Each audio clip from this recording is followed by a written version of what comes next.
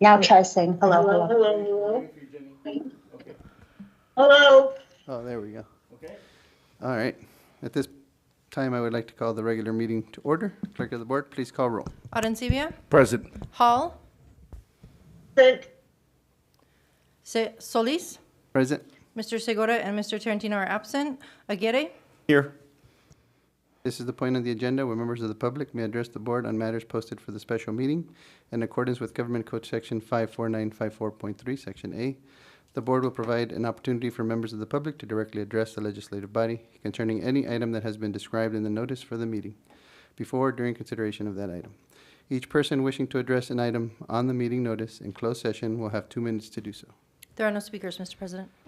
As there's no communication, I will recess the meeting for the consideration of the following closed session items as posted on the meeting notice. 1, student expulsions, suspended expulsions, reinstatements, Education Code Section 48916-48918, students identified by case and ID number.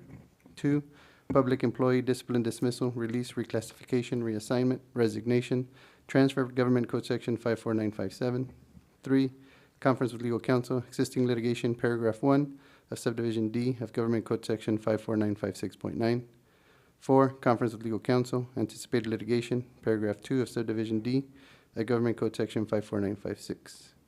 5, conference with labor negotiator, Government Code Section 54957.6. We will now adjourn to closed session.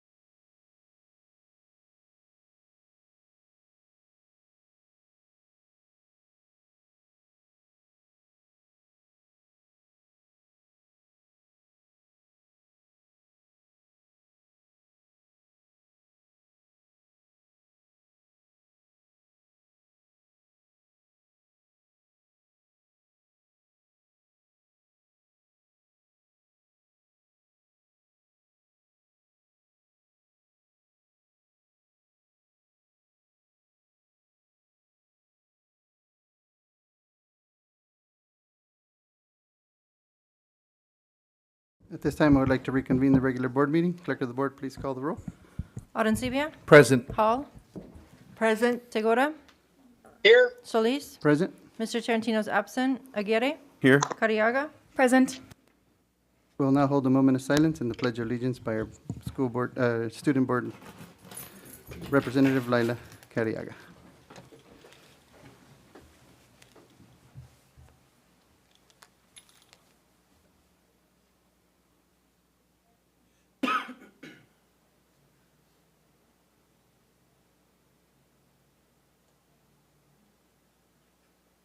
Place your right hand on your heart. Ready, begin.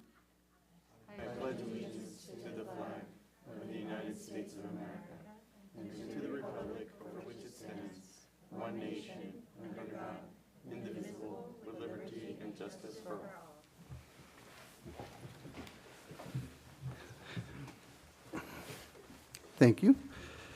The board met in closed session preceding this meeting to discuss the following issues.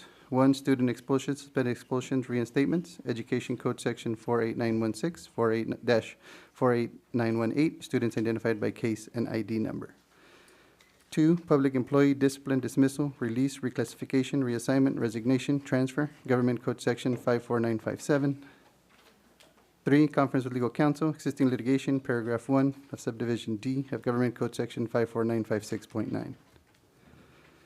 4, conference with legal counsel, anticipated litigation, paragraph 2 of subdivision D of Government Code Section 54956.9. 5, conference with labor negotiator, Government Code Section 54957.6. The board took the following action.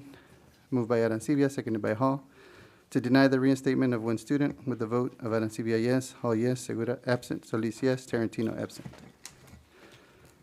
Moved by Arencibia, seconded by Solis, to approve the request for a leave of absence for 1 certificated employee with the vote of Arencibia yes, Hall yes, Segura absent, Solis yes, Tarantino absent.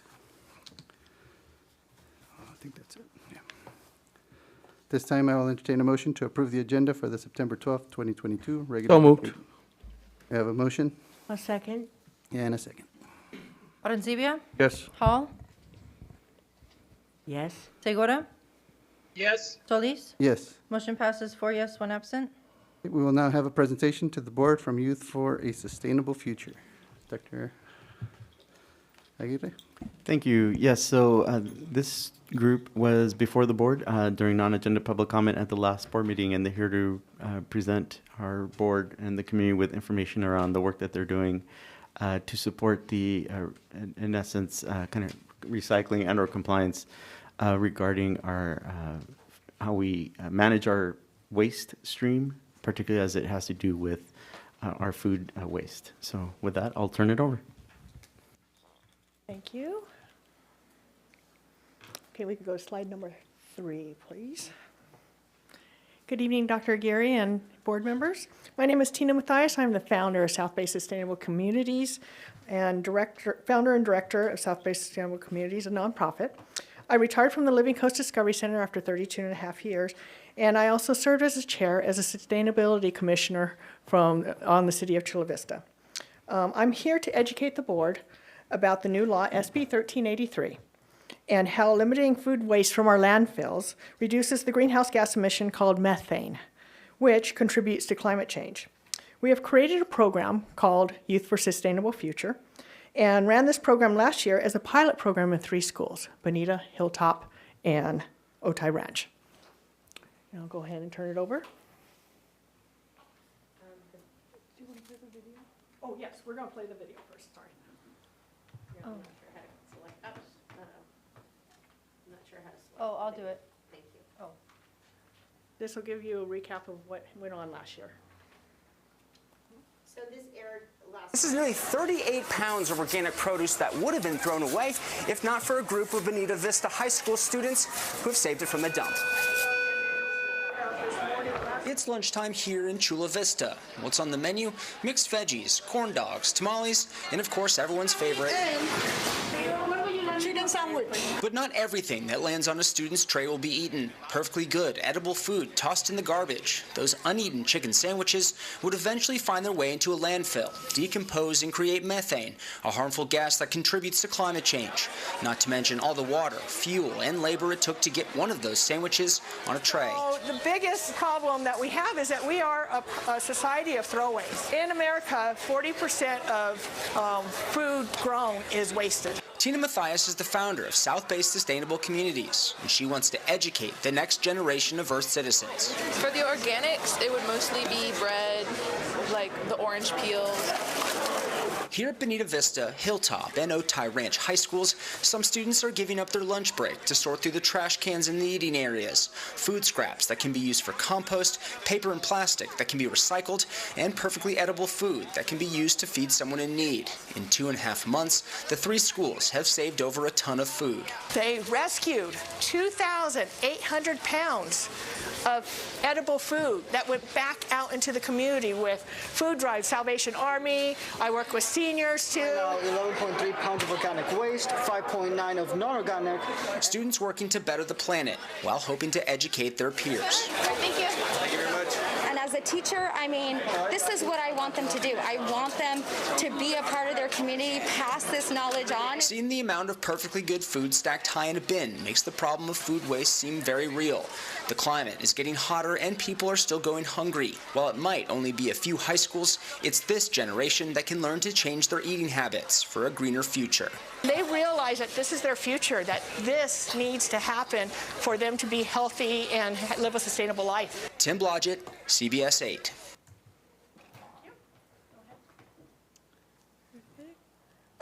So I am Andrea. I'm one of the Y4SF leads at Hilltop High School, and I just want to briefly touch on some of the benefits of Y4SF. Sorry. So it really has transformed our campus when it comes to teachers, students. Everyone on campus is super active and loves participating in Y4SF because, again, it really does make you feel good when you see these pounds of food that would have gone to waste be brought out back directly into the community. And there's a quote right up there that Ms. Salazar always says, so the best antidote for anxiety and depression is taking action. So with a lot of climate anxiety surrounding climate change and global warming, it's amazing seeing students and how amazing they feel after being able to take direct action and participate to combat climate change. Additionally, we work closely with the special education programs and they help set up, so we've been able to integrate students from all across the campus, which is amazing. Additionally, students earn community service hours every time they give up a lunch or come help after school. So with that, it really does build their resume because, you know, a lot of students get their first job in high school. Additionally, with community service hours, it looks amazing for college applications. So Y4SF has truly just transformed their campuses. Hello, I am Miguel Angel Rodriguez Myers, and I'll be mostly talking about our totals, our grand totals for all schools, going from Bonita, Hilltop, and Otay Ranch. This is mostly a chart showing everything that we've collected, ranging from organics all the way to trash, in a 6-month period. But first, I'd like to mostly say that since we've begun Youth for a Sustainable Future, us students have been able to compost 751 pounds of organic food waste, and food scraps, and soiled paper in our on-site campus. And we have also managed to send 196 pounds of non-organic waste into the city's green waste bin. We also managed to rescue 4,430 pounds of edible foods, which have been able to go back to our community through food drives, refugee shelters, and to the homeless and the unsheltered. Of course, best of all, we also managed to divert 5,476 pounds of food waste from our landfills, which prevented 3,701 pounds of CO2e, carbon dioxide equivalent, which is carbon dioxide and other other gases that might have been in our atmosphere.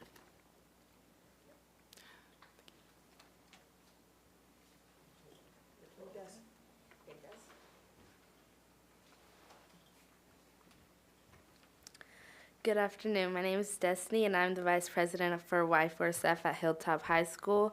And the program involves students taking time out of their lunch to collect waste and unwanted foods from other students regarding the lunch that we have to get. We have to get a vegetable or a fruit along with the rest of our food, and some students may not want that. And school is a place that children attend to every day, so why not make it a change in the environment that's meaningful to us and have great relationships with the other students around us. In addition, we have collected 33 pounds of organic foods that can be decomposed for our soil, and the foods that students don't want are given back to shelters, which we have given back 225 pounds. It's reducing the amount of methane in our local landfills, pollution, and it gives back to our community. Thank you. Hi, my name is Kate Van Wormer. I am a Otay Ranch student, and I just would like to encourage everybody to come and see us in action, see how we are inspiring and bringing about change in our community. A lot of students have a lot of fun while doing community service, and just seeing the change that we have been able to bring to the culture and environment in our own schools. Thank you. Thank you for listening to our presentation today. Are there any questions that anyone might have? Yeah, questions or comments from the board? Vice President Hall? I just really want to commend you for the work you're doing and for your leadership. I know what an impact it will be on our world. Back when I was your age, that was when the thoughts about what we were doing to our environment were first really being generated. But I remember my own grandmother doing a lot of recycling. And, we didn't waste. Waste not, want not. That was what we lived by. So I really think what you're doing is wonderful. And really to do that during your free time is really amazing. Thank you all. Have you heard of there's an Imperial Beach resident that's working a lot about natural foods and really about working to ensure we don't waste food, even the food that's grows around us. Her name is Karen Clay. Yes, I do She's know with Karen. I Love to Glean. So they do a lot of gleaning, and I think they were doing something similar with food at Mar Vista High. But I think this and that program are really speaking well for the youth and the impact you will have on our future. So thank you very much for everything.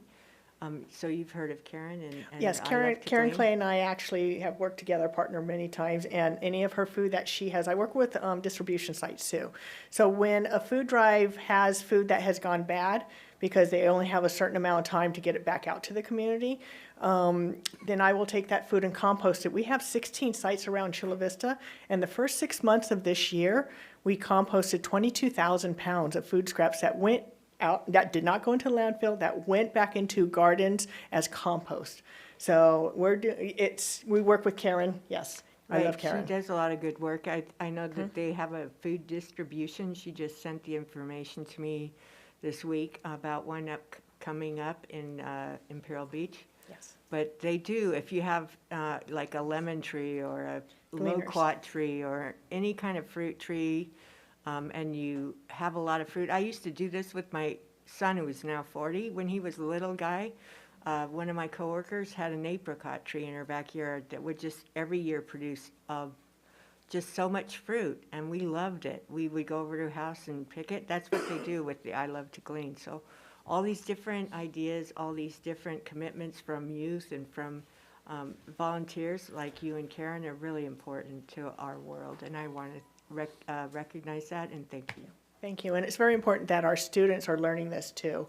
And then they're going to be, this is their life, and they understand that, and this becomes natural for them, so it becomes a habit. And so I can't wait to start working with the elementary school kids, and then by the time they reach high school, they've got this down. So, thank you. Thank you. Dr. Arancibia?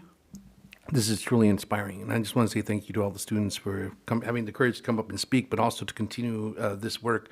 The recuperation of foods for the unsheltered is really, really, really inspiring. I want to say thank you to that because we've had many drives at my school, and this is how we actually get some of the food in our drives in my college. So I just want to say thank you for inspiring and continuing the great work. Thank you.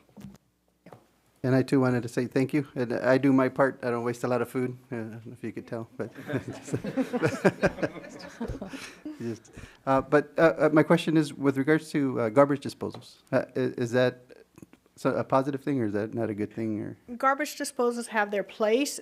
It wastes more water if you are taking your food scraps and throwing it down the garbage disposal. So you got to think of that. We're in a crisis for our water, a drought right now. And so it's better to put it in the green waste bin that the cities have, or unless you have a site near you that is one of our sites where we take the green waste or the food scraps and then we compost it into that host house. So if you guys are interested in learning more, you could go to our website, www.southbaysustainablecommunities.org, and you could sign up for getting on our newsletter, or even finding out, hey, where's the newer site that I could drop off my food scraps. And I'll give you a little bucket. We give you a nice little packet of information, tell you what is compostable, what isn't, and why it's important, so you have all the information. Oh, wonderful. Thank you for all your work. And as a district, what could we do to help you guys out? Well, we're already working on it now. We have an MOU. We've also partnered with Sweetwater Union High School District on a grant coming out, and we're hoping that grant, we are rewarded with that grant, because that would really encourage, or not really encourage, but it would increase our ability to get out into more Sweetwater schools. So it's a funding thing right now. I'm doing this because this is my love, and this is my passion, and I know that our community, I'm from Chula Vista, raised, I'm a Hilltop grad, Lancer, and so I know what our community needs and how we can all work together. And there's more than one solution on climate change, but if our community could just take part, in which they are, and they're loving what we're doing and understanding the importance of how our actions are making an impact in climate change. So wonderful. Thank you. Thank you very much. Thank you. Aguirre? Yeah, I just want to say thank you. Again, we had a meeting after the last board meeting to kind of have a conversation around a potential MOU. I know there's been work with facilities, operations, nutrition services, student services, instructional support. So again, there's just a real kind of a interdisciplinary approach here. And so I really appreciate the partnership.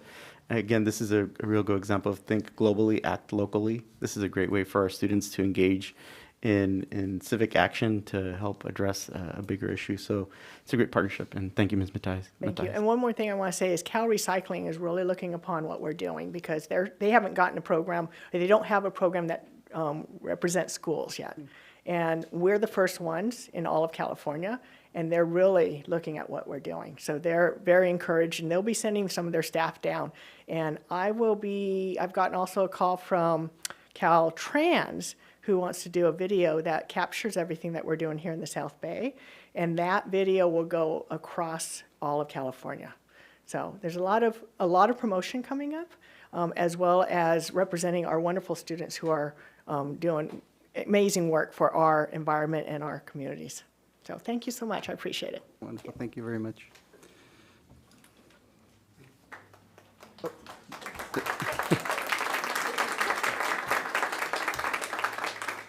Ms. Carriaga? I'm sorry, I had another question. No worries. I just want to know, what is a goal that you have that you want to see in the students across the district? I want to see them really taking charge of how they sort their trash, because our landfill's closing in 6 years if we don't do anything now, if we don't make an impact now. And when you start sorting out that trash, as our students have found, all that's left is wrappers. That's not much at all that's going into our landfills. So when we sort it out completely and teaching the students to take this home too, we can make this huge impact on expanding the life of our landfill, but also the impact of what we did in the community with just a few schools as well as a few neighborhoods. If we could spread that all across San Diego, that impact in our landfills and our climate in California, at least Southern California, will be huge. You know, when we were in COVID and no one went out, and our CO2 levels, greenhouse gases, really went down low. I mean, the impact was amazing. We didn't have much of one.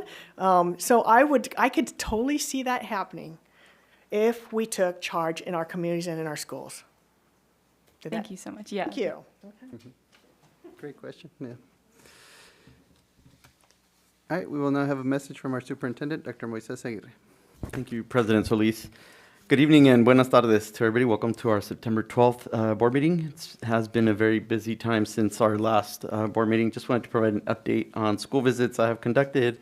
I visited Rancho del Rey Middle School, Southwest High School, Castle Park Middle School. In addition to that, I also attended a number of athletic events at Eastlake High School and Olympian High School over the last couple of weeks. It's great to see kind of how things are coming back to a degree. Also had the opportunity to attend the Salute to Teachers event, in which our district had 5 teachers who were recognized. One of them is actually here in the room, that I want to just mention their names. So Melissa Rains from Castle Park Middle School. She's actually one of the county teachers of the year from our very own Castle Park Middle School.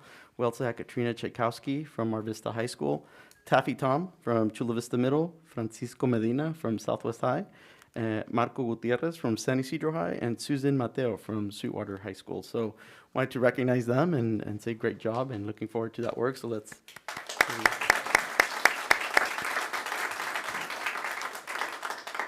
Nicely done. I think that attests to the good work that goes on in our district day in and day out, to have us be very well represented at that county event.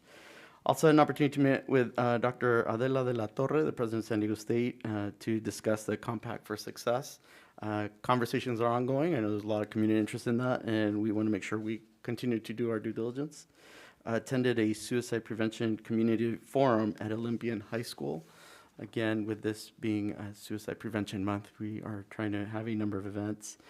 Also had the opportunity to attend the 9th Annual Safety and Security Training. I think for our district to have this be our 9th annual demonstrates an ongoing commitment to ensure that our staff across different cross-sections are trained and understand what our protocols and our processes are. And as we all know, that's critical for our schools to be safe for our students and for our staff. And lastly, I want to mention, kind of on another note, that we recently had our creating ratings increase. Moody's increased our rating by 2 notches on Friday, and Moody was on Friday, and today actually Fitch increased our rating as well. So that, I think, is a positive, demonstrates positive progress, and again, addressing financial issues that were here in the past, and there's a lot to be proud of, and the work that has happened in collaboration with the cross-section of the district, as well as the district office. And so just wanted to point that out, that has happened. Again, one came on Friday, Moody's, and this afternoon was Fitch. So as we prepare to issue bonds, that will help us, I'm sure. And so with that, that's my update. I'll say muchas gracias. Thank you, Dr. Aguirre. I will now have a report from the Student Board Representative, Ms. Laila Carriaga. Good evening. Dr. Aguirre beat me to it, but to start off this month, September 1st, Olympian High School hosted the Impassioned 2022 Suicide Prevention Community Forum. Students from around the district, along with specialists, counselors, the Chula Vista Police Department, and our very own Dr. Alvarez and Dr. Aguirre attended and had the privilege of witnessing the beautiful documentary Living Through It that detailed the stories of suicide survivors and their families. Next month is Magkaisa, Tagalog for Unite, the conference uniting Filipino community in our district. It will be held on October 15th at Otay Ranch High School from 9 a.m. to 1 p.m. for those interested in attending. The event is open to students, staff, and community members to attend. Next, in the meeting with the AZ presidents, Leo Hisu, district teacher on special assignment, came to speak to us about the city council meeting tomorrow, where they are planning on discussing the possibility of banning flavored tobacco products in the city. To show support district-wide, we are planning on wearing red, and I and hopefully other students from around the district are planning on speaking on the matter tomorrow at said meeting.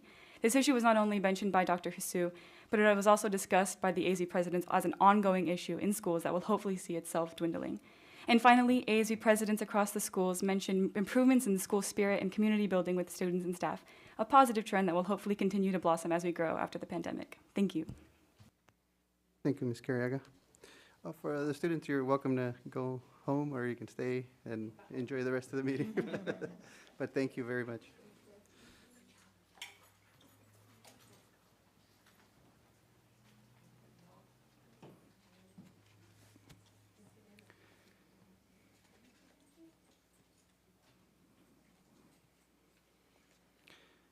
All right, we will now conduct the public hearing and adopt resolution number 4808, assurance of sufficient availability of textbooks and/or instructional materials.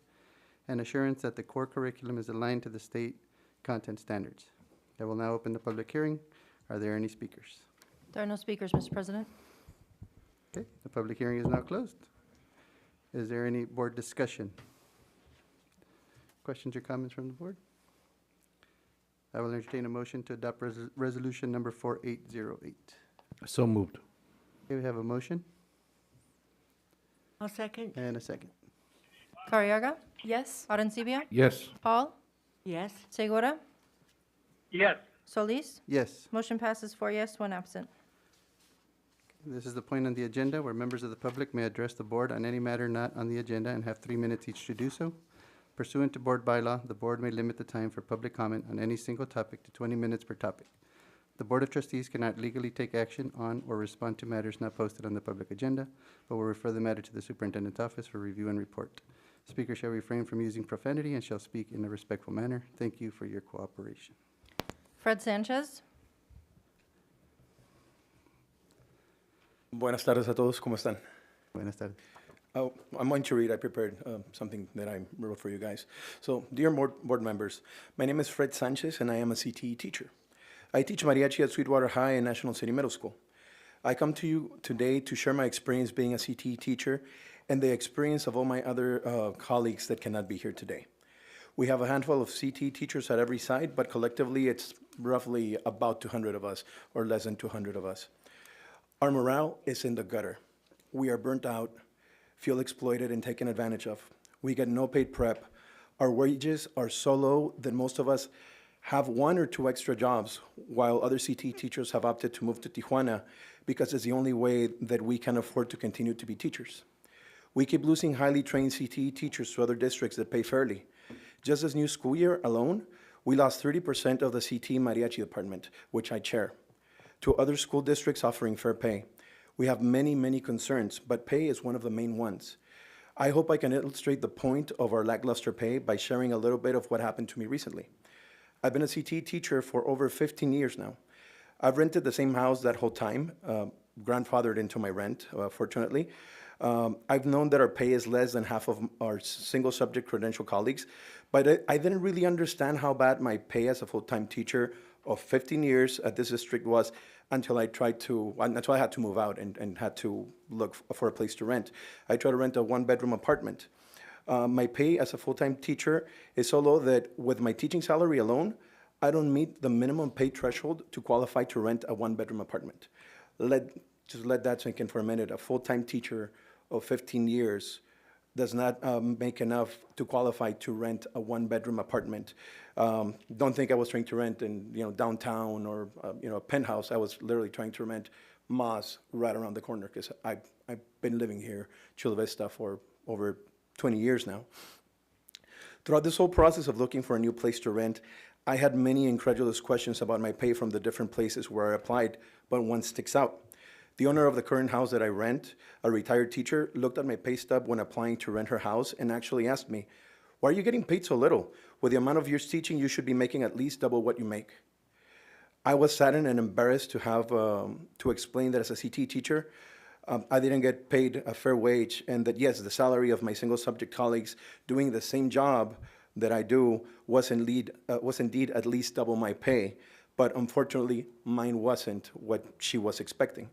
I'm very fortunate that I have 2 other jobs that help me make ends meet, but a lot of my colleagues aren't as fortunate. I consistently get asked by different people in the district why CT teachers don't have a bigger presence in our district, why we don't come out to more board meetings or even union meetings for that matter. The reality is that we can't afford to. Our pay is so low that we need to have 1 or 2 other jobs just so we can make ends meet. Our pay is so low that it does not allow us to have a voice in our own district. We can't afford to.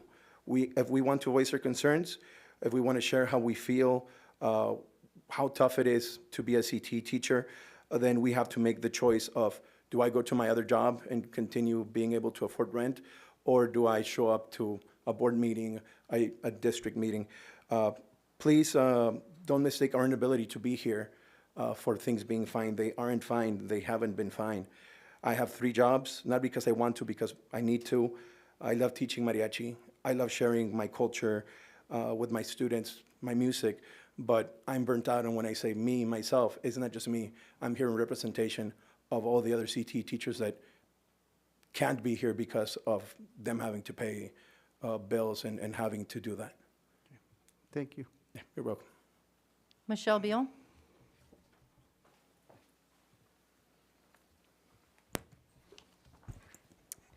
Good evening, Board of Trustees and Dr. Aguirre.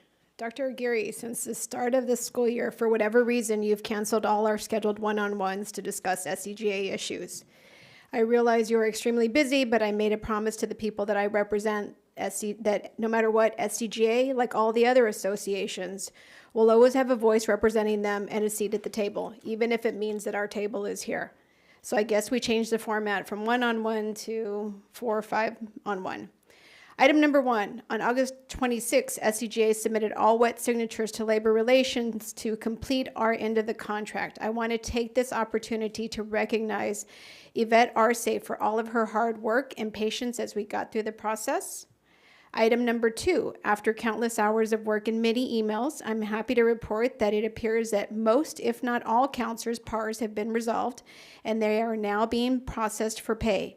I'm not sure why this process was more complex this year, but I'm hopeful that we can look to improve it so that members are paid in a timely manner. I want to make sure to recognize all the hard work done by Veronica Plummer, who along with Labor Relations, Jenny Carbuccia, made sure that we were able to account for all of the allocations and get these PARs processed. Item number 3, as a follow-up to the CAB meeting and per your direction, Dr. Aguirre, I've provided Dr. Alvarez with a list of all the counseling centers that currently do not have support staff or have had their support staff reassigned. If you or Dr. Alvarez could provide an update, that would be greatly appreciated. Item number 3, counselors were provided a process for California grad plan waiver on July 27th, but to date have still not been provided information on who will be changing the grad plan in Infinite Campus. Per the waiver process, counselors and administrators have met with students and their families to complete the paperwork, but are now sitting on stacks of waivers that need to be changed.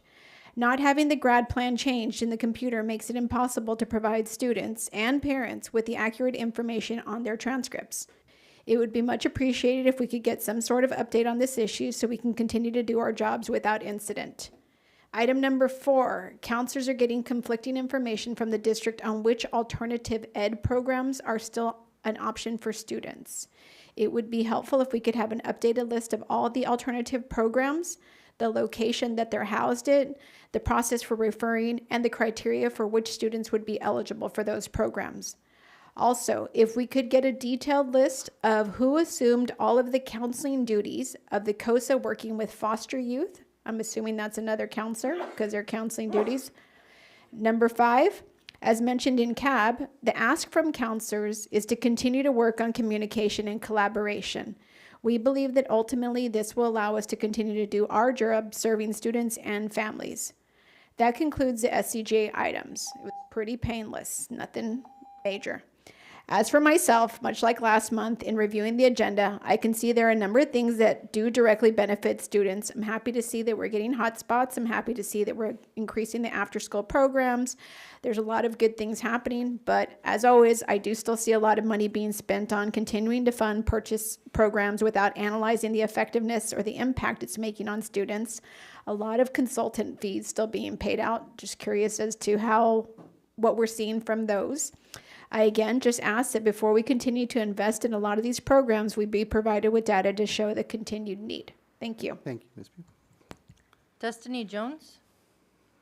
I think she was with the presentation, but she filled out a card. Okay. Kathleen Shears. Good evening. Good evening. I would like to begin by acknowledging and complimenting the district's new inviting, colorful website, a positive cursory review. The August 8th agenda item H1 presented funding for National City and Chula Vista Police Departments providing resource officer coverage to district campus sites. The item was not pulled by the public, nor was there any board discussion. Imagine my surprise when forwarded the Sweetwater job posting for 2 new full-time employees to serve as SROs, reporting to the superintendent. Sweetwater staff questioning why does the superintendent or district office need full-time security when the campuses are not receiving it. Allow me to ask, What is the plan for these two SROs? Surely they have not been hired to protect our superintendent or adult staff. And our internet search failed to identify any district office in our entire nation coming under physical threat or attack, though there were many cybersecurity threats. Will they be rotating to different campuses, providing assistance to campus administrators based on necessity? Surely the intent is not to station them at the district office, dispatching them to sites if a call comes in to address fights or other disturbances. By the time they drive from the district office to an East Side, National City, IB, or San Ysidro campus, the threat will have been addressed by PD responding with sirens. Will these two personnel be given district vehicles, as I did not see personal vehicles a requirement on the job posting? Additionally, it does not appear there is a need for SROs at board meetings based on the work hours on the job posting. What is the funding source for these two new positions? Additionally, allow me to question why this intent was not pulled during the 8-8 meeting and the expenditures shared by district leadership in respect to keeping the board and tax-paying public aware of how educational tax dollars are being spent. In closing, we are a school district whose focus should be on education, not some big bad wolf dictatorship some seem hell-bent on presenting. Much would be learned if the history of Sweetwater were studied. Previous leadership, plural, tried the old iron fist approach, resulting in a quiet internal uprising. Let's not repeat the errors of the past. Sweetwater's mantra is students first, but let's not forget the roles of each and every employee. Surely they are more important than those few who are seen as loyalists, because let's face it, without the many, the few will fail to exist. Thank you for your time. Thank you. No further speakers. All right, since there's no more further speakers, Clerk of the Board, will you please read the items being pulled from the consent agenda? The following items are pulled: F3 by staff, F7 by the public, G2 by staff and Mr. Segura, G3 by the public, G6 by Mr. Segura, G7 by Mr. Segura, H2 has been withdrawn by staff, H5 has been withdrawn by staff, H6 by the public, K5 by staff, M2 by the public, M3 by Mr. Segura and the public, Q1 by staff, Q4 by Mrs. Hall, Q5 by Mrs. Hall, Q6 by Mrs. Hall, Q10 by Mrs. Hall, and Q11 by Mrs. Hall and the public. All right, and I've had a request to move up the ethnic studies presentation due to an emergency. So if we could, the maker of the motion, if you're okay with moving the ethnic studies presentation first. I will make the motion to approve with flexibility to move that item. I'll second it. Do we have a motion and a second? Thank you. Carriaga? Yes. Arencibia? Yes. Hall? Yes. Segura? Yes. Solis? Yes. Motion passes 4 yes, 1 absent. Okay, we'll start off with our ethnic studies presentation. Dr. Aguirre? Thank you, President Solis, for this. For this presentation, there's a team that will be presenting. I'll ask Dr. Alvarez to introduce the team, and then we can go ahead and get going. Dr. Alvarez. Good afternoon, everyone. I hope everyone's doing well. So this afternoon, we are going to have a team that has worked to create the presentation, but has also been very integral in the development of the Ethnic Studies program. So Ms. Maria Esther Lizarraga, our Executive Director of Curriculum and Instruction, is here, as well as we have Francisco Medina, who is a teacher and is also a District Teacher of the Year, but also was a pilot teacher for the curriculum earlier at his school site at Southwest High School. Clara Sigala is a teacher and will be participating, and Ms. Tere Harris has also been on the committee. The only one who's not here this evening is Ms. Rosanita Hernandez. She's our teacher on special assignment, but she has a little baby at home, and so she's certainly part of this committee, but is unable to attend this evening. So I'll go ahead and just start with the beginning, just to kind of give you an overview. We've talked a little bit about this before, but we kind of wanted to give you just a background of why ethnic studies and why now. At the forefront of this is our students. Our students have been actively petitioning over the last 3 years to have an ethnic studies program at our school sites. As you know, they came to the board, they did petitions at school sites, and they really canvassed and made sure that we were acknowledging their desire and their need to be represented in the curriculum. But there's also been some legislation that has been attached with that. Dr. Shirley Weber at the CSUs brought into legislation Assembly Bill 1460, and that was really to ensure that there was some type of ethnic study program, a 3-unit course at all 23 California state universities. And that either included ethnic studies, Indian American ethnic studies. It also had, let me make sure I'm putting them all in so that I'm not, African American studies, Native American studies, Asian American studies, and Latino American studies. All those courses were instituted at the CSUs, and students had the choice. What we followed up that with at the high school level is Assembly Bill 101, and that was signed into effect last year. And what it is that by the entrance of 9th grade, students in 2025 have at least 1 semester of ethnic studies as a graduation requirement. And that's really what we're moving towards. Right now, we've developed a year-long ethnic studies course. We will be looking at adapting that, but we do want to give you the information of where we are currently, what's been our process, how we've developed the curriculum, what the curriculum looks like, and then our next steps. So Ms. Lizarraga and team, thank you for being here, and I'm going to also hand you the clicker. You have full power. Thank you. Good evening, members of the board. Good evening, Superintendent Aguirre. Try. There we go. So since 2015, the district has focused on educational equity. Our district plan addresses essential components and elements of the meaningful and fair delivery of education, supports, and services. Our plan strongly shows our commitment for our district to the academic excellence and the personal success of each student and staff. Central to this plan is educational equity, which is dependent on 5 main factors: fairness, access, opportunity, inclusion, and outcomes. With those factors play a great role when our staff plans their lessons and focus on the elements of effective first instruction. And also when curriculum and instruction plans for their professional development, we want to ensure that these factors are at the forefront of our planning.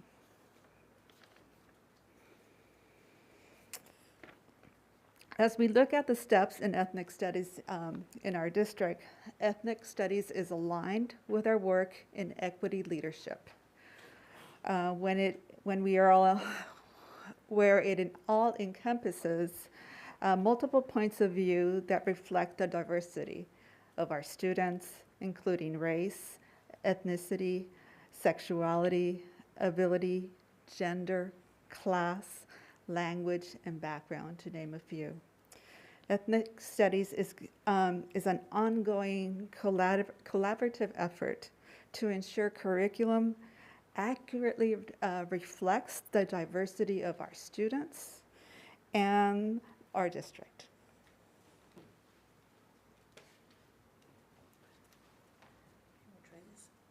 Good afternoon, board. Superintendent, my name is Clara Sigala. I work at Mar Vista High School.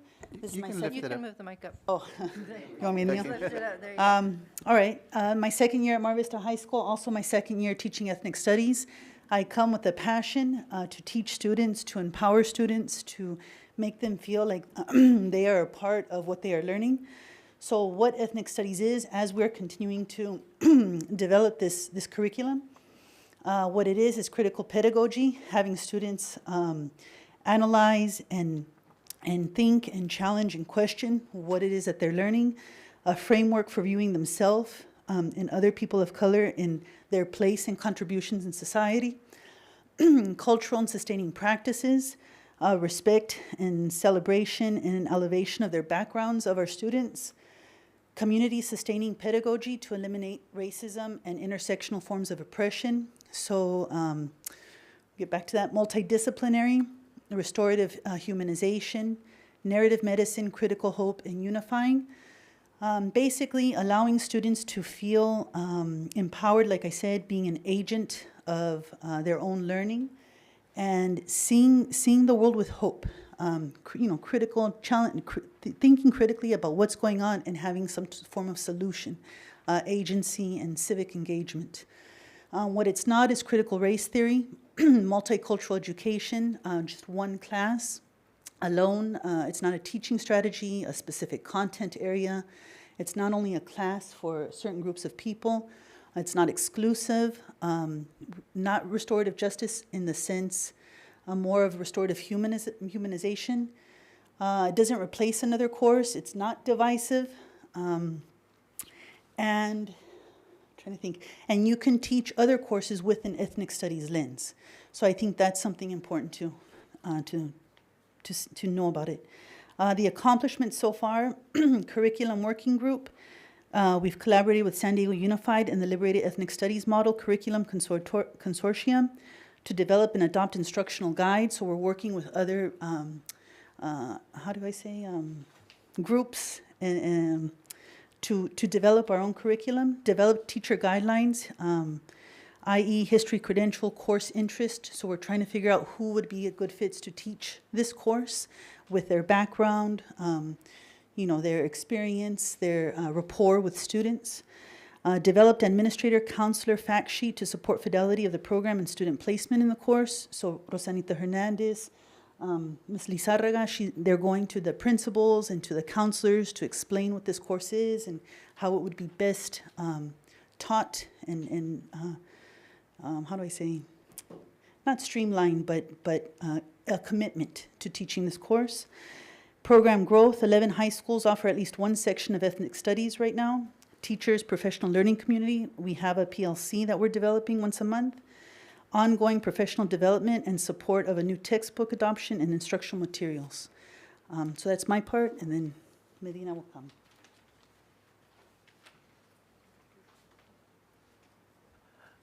Buenas tardes, good evening in Lakesh. My name is Francisco Medina. I teach at Southwest High. This is my third year teaching ethnic studies. We started with distance learning in year 2019-2020. I'm here to talk about the curriculum that we currently have and adopted, that the board adopted. Thank you very much. For our students, so it's a year-long course. Semester 1, it's more based on an introspective of the students, learning who they are, where they come from, empower them, to acknowledge their background and accept that background, love who they are. So we talk about building a community within the classroom, obviously, and outside the classroom, working also on knowing who we are as elements of our identity, the different needs that we have as individuals, right? So semester 1 focuses a lot on the individual and reflect on the individual and where do we stand in our society. And then towards semester 2, we talk about forms of oppression, also talking about the different violations of human rights that exist around the world, that exist in our country, to understand our society, right? The current issues that we have in our society and how to affront those issues that we have, right? We talk about historical social movements throughout the history of the United States and also current movements that are happening at this moment that are relevant to our students and to our society. Obviously, along with that, we talk about contemporary issues and most importantly, how can we create change, right? All of that with two important values that Clara, Ms. Lizarraga, and Tere will mention. It's love and empathy. Right? That's the most important part about ethnic studies, the empathy part, which it seems in our society has been missing for a long period of time. So in this way, we empower our students, on how to confront those issues as soon as they graduate high school. And some of them, unfortunately, they have already faced those issues.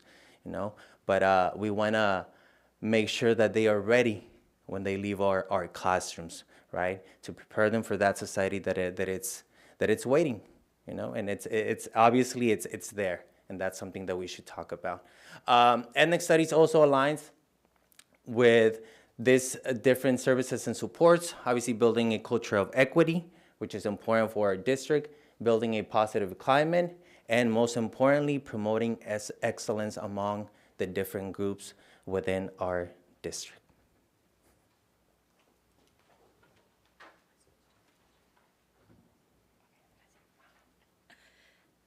Good evening, Dede Harris.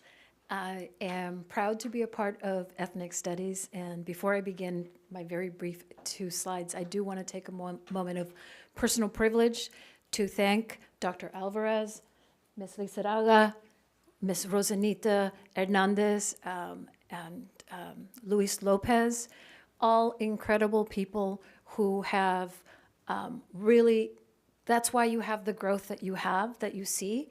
As my colleague was just saying, he began in the midst of the pandemic, right, at Southwest High, 2 high schools. Today, we have 11. All but 1 school has at least 1 class. We're on our way.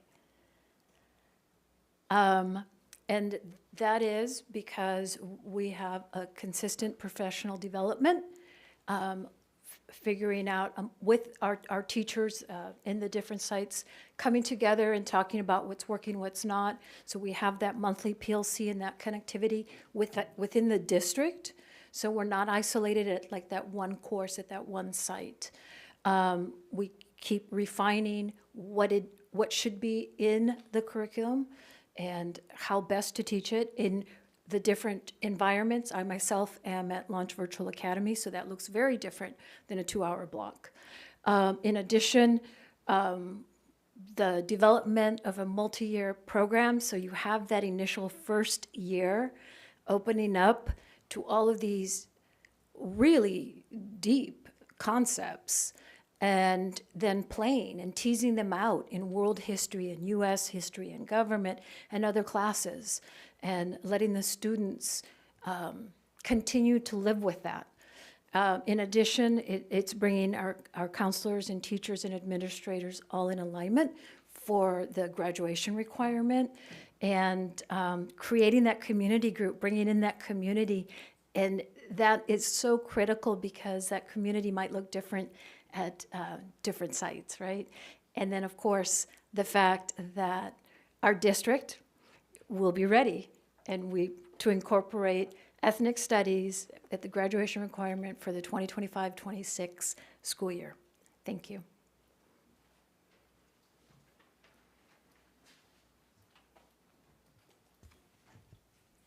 Dr. Aguirre? I just want to say thank you to the team for this pretty comprehensive overview of the work that's going on and some of the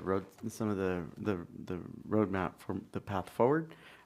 This is really exciting work and looking forward to it. And I think the entire team is open if you have any questions or comments. Thank you. I know Mr. Segura pulled it. Mr. Segura? Yes. Yes. Can you hear me all right? Yes. All right, good. I would show my face, but I'm sitting in a park and ride in Solana Beach, so we'll call that good. And but I really, truly appreciate it. I'm so excited for this and the work that's been done so far. Truly appreciate it with all involved. I just have a couple questions.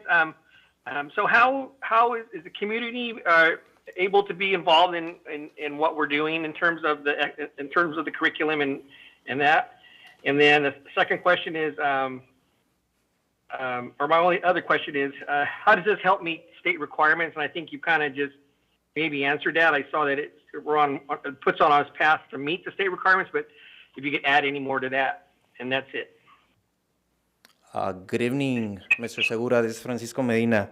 In regards to your first question, if I'm not mistaken, starting semester 2, we're going to develop this group of different stakeholders that are going to directly participate in the development of ethnic studies and its continuation and its growth, and where are we going with this in the following years. Because as Ms. Harris mentioned, in year 2025-26, it's becoming a graduation requirement at the high school level. And in regards to your second question, I'm sorry, can you repeat that again? Sure. Yeah, it was just how does this help us meet the state requirements? And like I said, I think you've already hit on that. But I would just like to say again, I'm super excited for this, and I've been an advocate ever since I've been on the board, and the part that really reaches my heart is it empowers the students. And I could tell you, and I've said it when I was at the meetings, is that when I learned it in college, that's what empowered me to get involved in the community and be out there and learning more about my history that I wasn't taught in high school. And this is just going to help so many students, in not only in this, but just in life in general, and to see who they are, know who they are, where they're from, and all the many races that we have. So I just truly appreciate this work and look forward to seeing more of it happen. Thank you. Thank you. And that's awesome that you mentioned, because that's one of our purposes, right? Why wait till college when you can have it way before that? And we will continue to work, obviously, as a group, along with Dr. Alvarez and Ms. Lizarraga and obviously Dr. Aguirre. And where are we going with this? And obviously, what do we want, right? Because obviously we already have a full year, but we want a little bit more. Vice President Hall? Thank you. Thank you, Dr. Alvarez, and all of you that came up to the microphone to share with us the progress that has been made, and the structure, the framework that you're building is really key. I think to do that, where it does have a group of community members and teachers and educators, and you're reaching out to other experts and to other districts like San Diego Unified. I know that they had an ethnic studies committee that was pulled from very different threads in our community out in the greater San Diego area to develop those their guidelines and their program, and it's really key, I think, for valuing yourself, valuing each other, and that is, why wouldn't we want that for our students? I'm so thrilled, and I echo Mr. Segura. I know he has been advocating it, and I've been cheering him on. I know we all have on the board. We all see the value of this. There is no way to change the world for better unless we recognize the value in the roots of who we are, right? When I grew up, I had a mother and grandmother in my home, right? So they always shared their stories, and how they teach you to live really is part of who they are. That was shared with me, and I draw on that in my difficult challenges in life. When I have difficulties, whether I was 10 years old or 40, I remembered how they struggled and how they made it through, and recognized the strength they had from that. Why wouldn't I want each student to have that experience themselves, and to do it with pride? I think that's the value of what I see in ethnic studies, recognizing value in each other, and drawing on that value to live your life and to, better each other. I think that's wonderful. I think the structure that you shared here, and I agree. There are ways to weave this into every subject. And I think that's true. There's a way to weave it into every classroom, but I'm glad you're looking at who it is teaching the ethnic studies curriculum, because you really want a person with that kind of passion and understanding, and really investing in themselves and sharing it. So thank you so much. I just look forward to hearing more wonderful things coming out of this, and I know that students will really flourish with it. Thank you very much. Thank you, Vice President Hall. Ms. Carriaga? Yes, this is kind of bouncing off of what Vice President Hall said. Right now I'm taking U.S. history, and my teacher is incredibly passionate about a lot of real current problems. She enforces a lot of aspects of like looking at the problems today and contrasting, juxtaposing them with the problems from the past. So I'm excited to tell her about this tomorrow in my class. Like, you're going to love U.S. history through a lens of one of your greatest passions. So, and I just had one question: would the world history, U.S. history through a lens, would that be a class that you could take as opposed to normal U.S. history, or would that be like, I'm not too sure how that exactly works. So that is a great question, and I think that's something that as the committee explores that, we will continue to develop it. I think when we initially, had this kind of global overarching plan, was that every one of our social studies classes would be taught from a lens of ethnic studies, so that it would be embedded and our students would have that opportunity to see themselves. It's that kind of real world relevant connection. But that's something that through the committee and the design will continue to perfect. Okay, thank you. Why stop at social sciences? Why not make it English literature? Why not make it Spanish literature? Why not make, I mean, that's how we can just go on. And this is one of the things let's begin with the whole concept of community. Tú eres mi otro yo. That we start building and understanding this concept not as something that is either or, but can be intersectional, and I can't create stuff. I also want you to consider working with the district and finding. We sit in these kind of meetings beforehand, and we see generational trauma play itself out over and over and over again. Because one neighborhood and another neighborhood, and I'm from here and you're from there. And this is something that generational trauma needs to be addressed, and we can't address it unless we get here. And this is mental health. This is mediation of violence and trauma faced at home. And I think that this notes I'm having here is just like, this needs to be threaded into the curriculum. And this is AP US history, and this is, let me go on and on, whatever. I feel like I'm gonna bore you, but the whole point is, this is something that needs to be embedded into the curriculum. And the other part too needs to be embedded into mental health issues, needs to be embedded into remediation for behavior, and let's go down the list. I thank you for the efforts. If we can help you in any way possible, obviously, and I tell you that both as a practitioner, because I teach English from what Chicanx, Latinx perspective, right, which is very different than teaching a basic comp, right.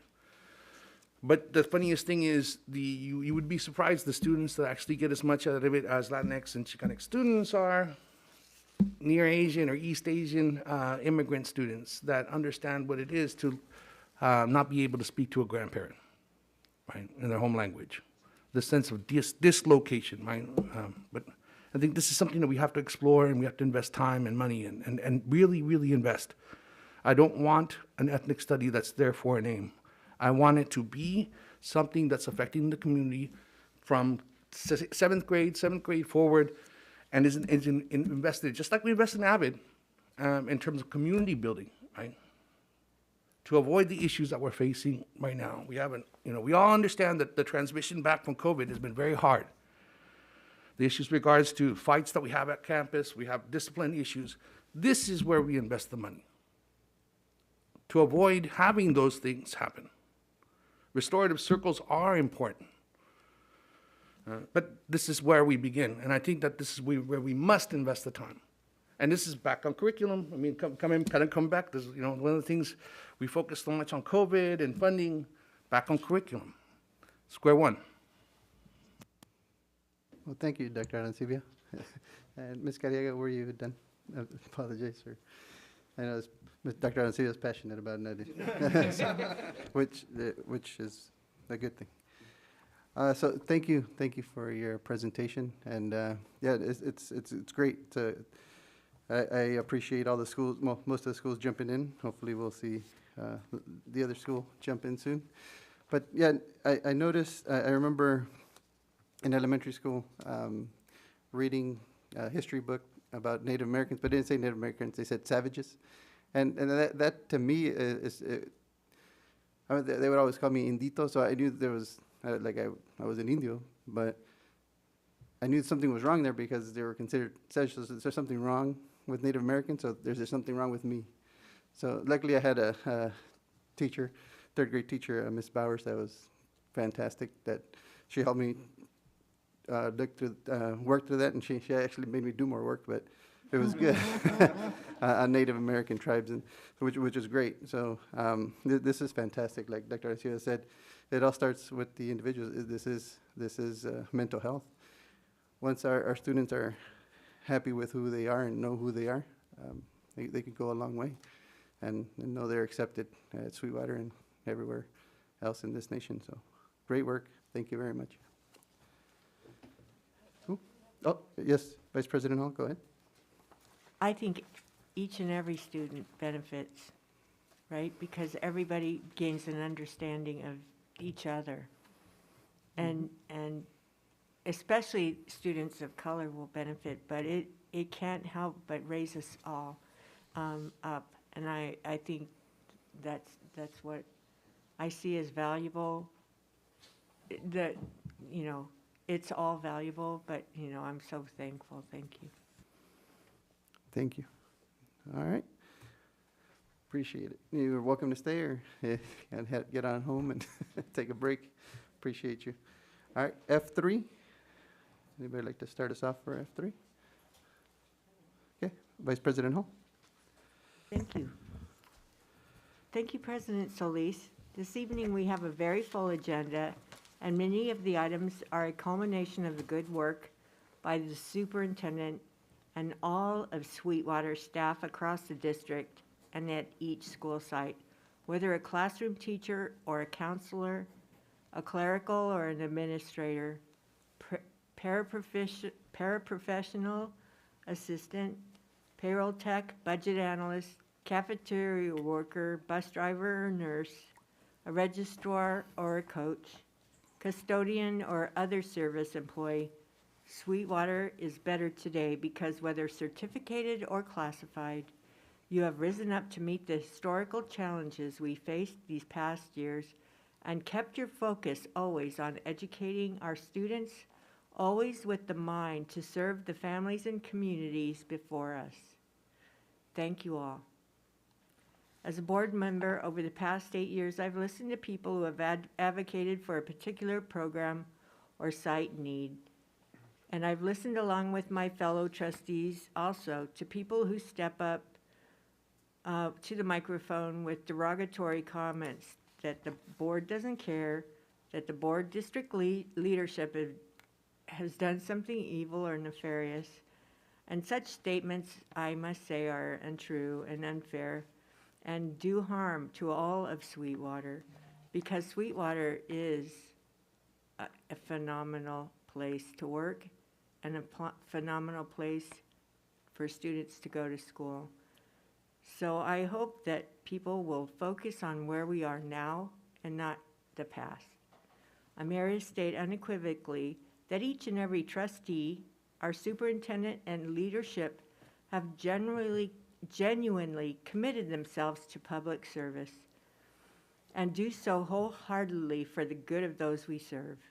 We work diligently to prepare for every board meeting in order to make the right decisions and to set beneficial policies. Tonight, you heard the outcome of one of those efforts, some of the outcome. We are humans just like you, and we have made mistakes. However, we do listen, and I hope you have found us accessible. As a team, we have persevered through difficult and challenging times, and I'm confident that Sweetwater is in a better place because everyone pulled together and got to work to solve problems and overcome the obstacles. I want to take this time to acknowledge and thank Superintendent Aguirre, President Solis, Trustee Segura, our Chief Financial Officer, Dr. Jenny Salkeld, and our General Counsel, Jenny Carbucha, for their consistent targeted action when advocating at the county, state, and federal levels on behalf of public education. It is because of these efforts that Governor Newsom approved a budget for this year, which includes significant ongoing increase to funds for education. We are in the precipice of a new day for Sweetwater, where we may now pivot from the fiscal uncertainties of the past and turn to fully focus on student learning, providing optimal opportunities to build each and every student's capacity for success. As we continue to move into a new normal post-pandemic, emphasis will also be put on strengthening the framework to meet the social emotional needs of our students, empowering them and equipping them to live healthy lives and to be respectful of themselves and mindful of the value of those around them, and to be culturally proficient. This will do a lot to ensure a safe learning environment at each of our schools and across our communities. To that end, my request this evening is that we encourage the superintendent to booster the current capabilities of the district to ensure planning allocations for staffing are robust and sustainable. This investment will guarantee the recruitment efforts of highly qualified staff are successful and timely, and that the investment results in retention of the workforce. Finally, as many of you already know, I'm in the final quarter of my term on the board.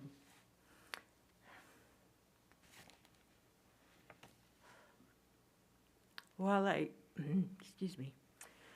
had always intended to run for a third term as allowed, I will be stepping away from the role as a trustee at the end of this year. My decision was not easy, but I believe the good work we have been doing over the past several years will continue under the current board and superintendent and all of you in Sweetwater. We have set up a framework and standards for operational expectations, including the implementation of a new state-of-the-art integrated financial and human resource systems,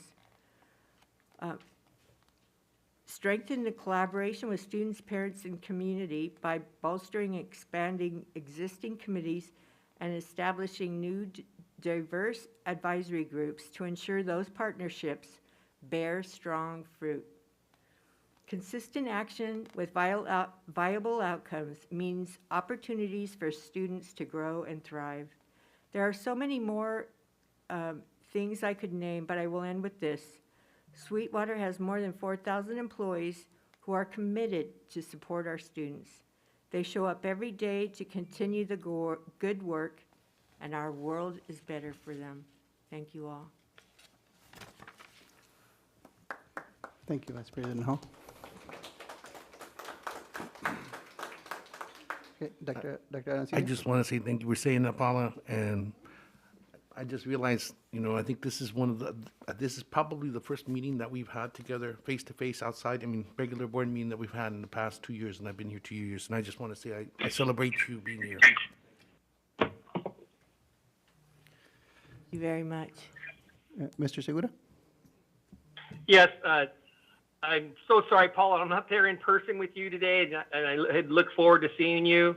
I so much appreciate, and I know a lot of the community does, as well as the district and the district leadership. You're all the time and effort and your amazing brain and the way you can speak just to help with students and all the things we do. And you've been amazing, and you're truly going to be missed. And I look forward to seeing you at the next meeting. But I truly appreciate what you just said. It's so true. And I'm just very proud to be part of the district and where we're at now. And I hear a common thread in what a lot of us are saying, and that is that we need to. We're going to be able to focus on education and instruction and all the good things that we're there for. And I look forward to that being part of that work for my 2 years plus remaining. And that's all I wanted to add. Thank you. Thank you, Mr. Segura. Thank you. Any other comments? Okay, thank you. No, thank you for those comments, Vice President Hall. Appreciate that.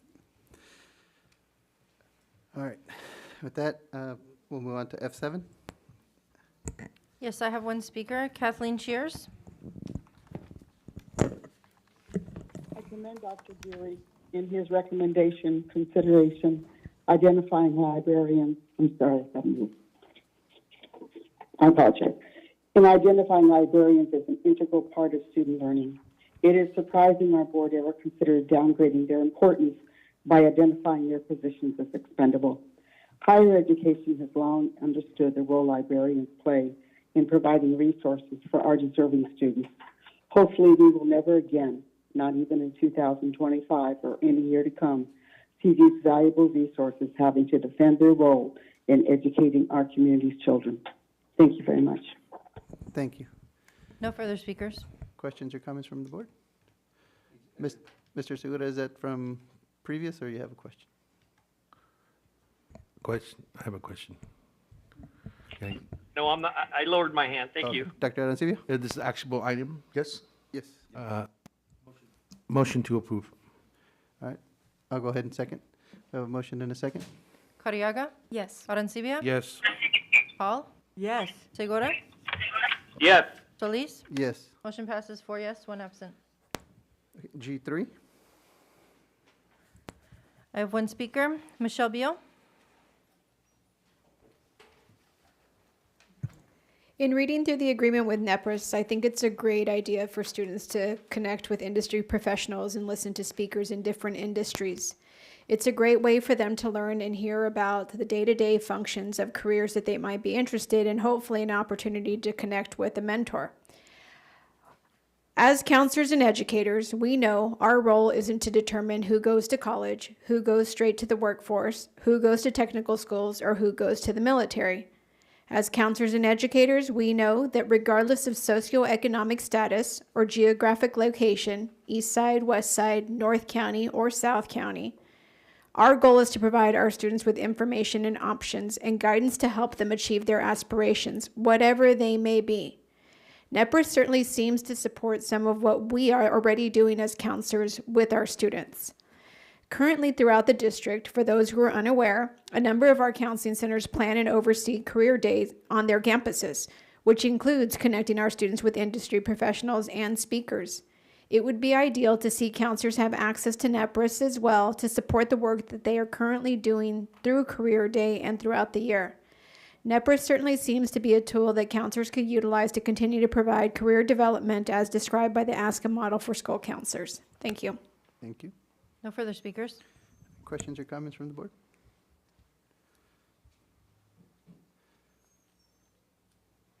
All right.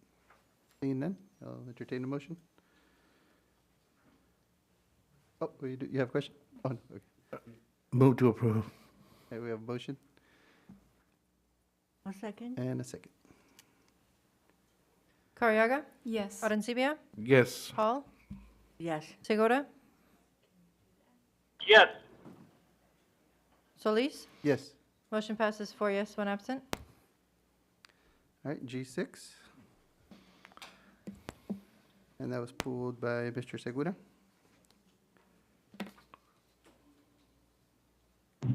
Yes. Please give me 1 minute. I appreciate it. No problem.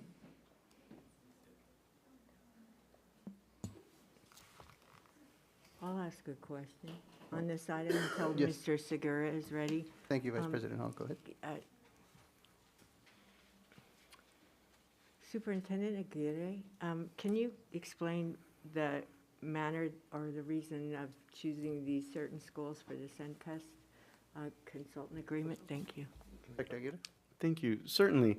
So the theory behind this one, and actually the following item, is that the goal is to focus on creating cohorts, if you will, of campuses.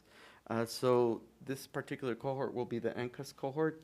There's a different cohort that will be the, West End. right, the West End, and then there's an additional one. And so at the overall umbrella will be the West End cohort with support from NCUS. At that point, it was probably an issue of resource allocation from the organization, but the goal is to fall under the West End umbrella.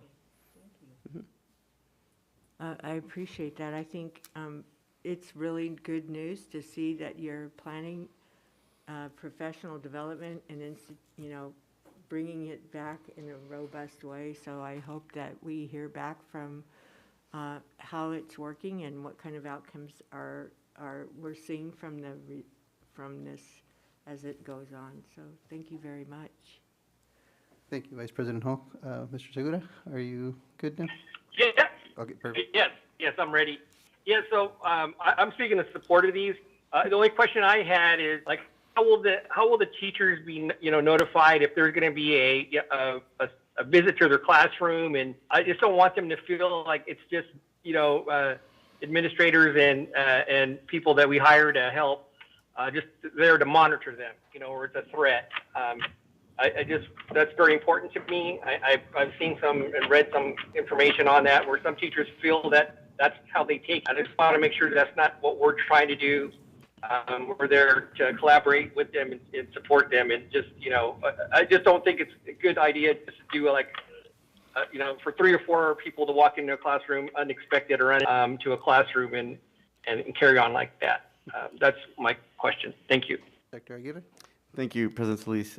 I'll ask Dr. Winters to elaborate on that, but the short answer is that we will be working to do this collaboratively, so the point here is not to surprise.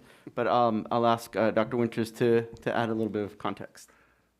Yeah, good evening, everyone. Great question. Actually, the primary focus of this work, both WestEd and NCUST, is to work with leadership teams to help them think through their site plan implementation and develop 30 and 60 and 90-day plans for the implementation of their site plan, focusing on particular problems of practice. Now, that may at some point lead to the site doing walkthroughs. It won't necessarily mean the WestEd staff will even be there. The WestEd staff is going to be working primarily with the leadership team through providing some principal academies and providing coaching to the leadership at the site. So if there are to be walkthroughs developed based on their problems of practice, more than likely it will be people from the same school visiting them. And one thing I know that I like to emphasize whenever we do that is to be clear from the outset, what's the purpose? And I can tell you the purpose is always about learning. It's not about gotchas. It's about learning what's working, what's not, how can we get better? And like Dr. Aguirre said, in a collaborative fashion. So that is indeed our intention. Thank you. Dr. And the assumption is, right, Dr. Winters, that you're probably going to take us an assortment of instructional leaders to see what's working, and teachers themselves to see what's working, right? And then be able to share it and disseminate that information. So we're doing that, right? Absolutely. Mr. Segura, you had the same questions for G7? Yeah, I had the same questions, and I just think it'd be appreciated probably by the instructors if they were, notified that if we are going to go into their classrooms, just give them a heads up. That's all I have. Thank you. Okay. So would it be okay if we take G6 and G7 together? Or do you want us to go one by one? A motion to approve? Actually, Mr. President, if I may, Yes. we can take G6 and G7 together if you'd like to make a motion. However, staff would ask to make a revision to the superintendent's recommendation for G7 to have it read to allow staff to finalize negotiations and execute the MOU with WestEd to conduct professional development and authorize the superintendent or designee to sign all documents. We just need to make that change. I'll make a motion with the amendments for both. Wonderful. A second. For G6 and G7, correct? For Thank G6 you. and G7 with amendments. Thank you. Excellent. Thank you. And I'll second it. Carriaga? Yes. Arencibia? Yes. Hall? Yes. Segura? Yes. Solis? Yes. Motion passes 4 yes, 1 absent. Excellent. Moving on to H6. I have 1 speaker, Michelle Beal.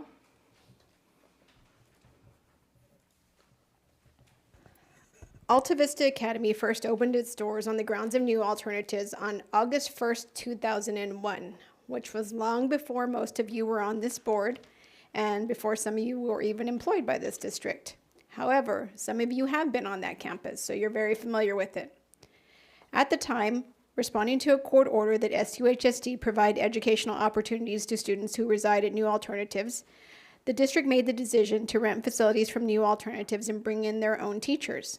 21 years later, and the district is still paying a large sum of money for subpar conditions.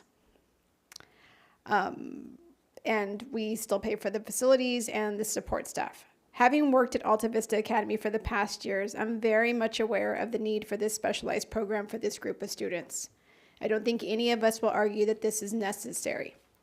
The students who attend Alta Vista Academy require specific behavioral support, strategic interventions, and close monitoring, all which the teachers, district support staff, admin, counselor, and new alternative staff provide. These interventions and supports are what continue to help our students re-engage in school and ultimately reach their goal of graduation. In fact, currently this year, we've graduated 3 students. These successes are partly why our district continues to see increases in the percent of foster youth who are graduating as a whole, increases that we are higher than most of the county. Last year, the district added another specialty program onto the same campus, Life School, which brought with it more teachers and more behavior staff and more students. Unfortunately, the district was not able to negotiate more space in the lease agreement, thus leaving both programs and their students lacking appropriate classroom space, which is integral in providing students with the trauma-informed care and spaces that they need. This year, the district has added yet another program on the same campus, Community Day School. Having worked as a counselor for Community Day School last year, I also recognize the need for that program, specifically for our at-risk middle school students who need an alternative program that includes a full day of in-person learning. Currently, that program, much like others, is experiencing some staffing issues, so referrals are on hold. But clearly, looking at the number of suspensions, at the expulsions on tonight's agenda, there is certainly a need for CDS. It's extremely evident that there's a need for these programs in our district, but my concern is the limited space and facilities available to adequately serve all these students and the many others in the district who could benefit from these programs. Right now, both AVA and Life School are so limited on space that we often cannot accept some of the students referred to our programs, which is a shame because I know that if the students had the opportunity to attend these programs, they could be successful. Given that we recognize that year after year there are students who need these alternative programs, I'm asking and I encourage the district to look for facilities within our own district that could not only house these programs, but help them expand and serve more students. Thank you. No further speakers. Questions or comments from the board? I just want to say thank you to Ms. Beal for your comments. I think it is there, we do listen, we hear you. And I believe the superintendent as well. So thank you, and I would ask that you do provide to the board an assessment of where we are now and perhaps a plan to move forward and to accommodate programs where they may flourish for the good of our students. Thank you. Thank you, Vice President Hall. Any other questions? Dr. Arancibia? No, it's Okay. ready to make the motion. Go ahead. Motion to approve. All right, we have a motion I'll second. and a second. Carriaga? Yes. Arancibia? Yes. Hall? Yes? Segura? Yes. Solis? Yes. Motion passes 4 yes, 1 absent. K5. And that, let's see. Pulled by staff. Dr. Aguirre? Thank you, President Solis. So item K5 is our report on the 2021-22 unaudited actuals and financial reports. So I will ask Dr. Sawkill to lead us through this conversation. Dr. Sawkill. Thank you, Dr. Aguirre.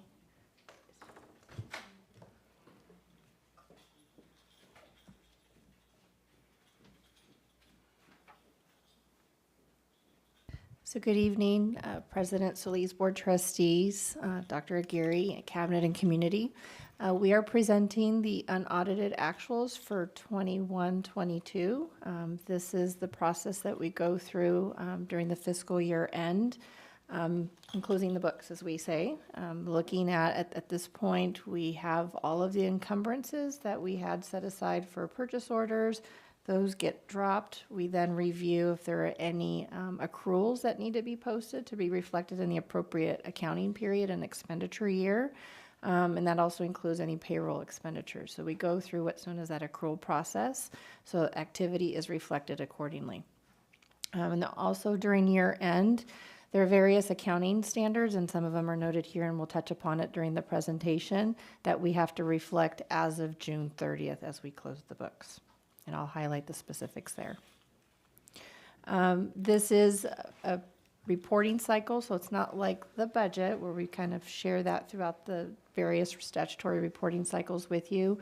This is looking at our actual revenues for the year and our actual expenditures for the year, and then the net difference and how that falls to the bottom line. It's through the July 1st to June 30th is our reporting cycle. We do get guidance from the County Office of Education as well as School Services. County Office provided what is known as their common message throughout other counties throughout the state in late August. We have, per the Ed Code, we have to provide them with the standardized account code structure report, which is what you have in your packet, by September 15th. Okay. And this particular slide we've been bringing forward to the board over the last few years. And one item to highlight here, this was a key financial update that we provided to the rating agencies for our upcoming bond issuance. As Dr. Geary mentioned earlier during the start of the board meeting, we did receive our rating updates from Moody's on Friday, and then also with Fitch today. A key component of our strategy with them and asking for rating upgrade was showing this historical improvement over the last few years. As you can see, it was a part of the narrative, where have we been, where are we, and where are we going forward, particularly looking at our budget for the out years as well. So you can see that the district has made tremendous amount of progress with a lot of stakeholders' involvement from all players from the board, the governance piece. That is one item that they highlighted, both rating analysts noted in their reports, the governance piece of it, the management piece, and all the different fiscal policies that have been put in place, which resulted in Moody's providing an upgrade to A2 according to their methodology, and then also with Fitch to an A-. That's important as we go out to financial market, and one of the upcoming items that the board's going to be taking action on will certainly help us with the interest rate and what we call the spreads in terms of what rates to maximize lower rates in the financial market, which helps taxpayers as a whole. So again, this is demonstrating where we're ending the year for 21-22 with a fund balance of $116 million. And then this provides now the current year so that you see side by side where we've been. One item, again, noting that year-end entry for total revenue, we were pretty much spot on. The only change there, and what is unique now at this point, is an entry we had to do for what's known as the GASB 31. It is the fair market value of cash investments that we have in the county pool. We've not had to record that over the last few years. It's actually a standard that went into effect in 1997. But because of the financial volatility and the decrease in the county's investment pool, we had to make an adjustment on all of our cash positions for all of our funds. So it was about a $3 million adjustment, and that went to local revenue. So that's why you see that change when we were a little over $3 million during estimated actuals. We'll evaluate this again next year. Hopefully it'll kind of rebound, and so we would not have to book the entry for this GASB 31. On the expenditure side of things, this is also part of the year-end process, was us looking at different restricted resources of expenditures that were in unrestricted that could be applied towards the one-time funds, as an example. One example is the increased substitute pay that we have, so that differential of what was approved we were able to move about $2 million over to the ESSER 2 monies. So again, this is an opportunity as we go through that year-end close process to see where we can factor those one-time monies. With the close of the year too, we also see that there's some vacancy savings, in essence, from positions, for positions that were hard to fill. Because we have to assume from a budget standpoint that all positions are filled as of July 1st, but then as the actuals and if there's vacancies, how that plays out through the end of the year. So we did see some of that.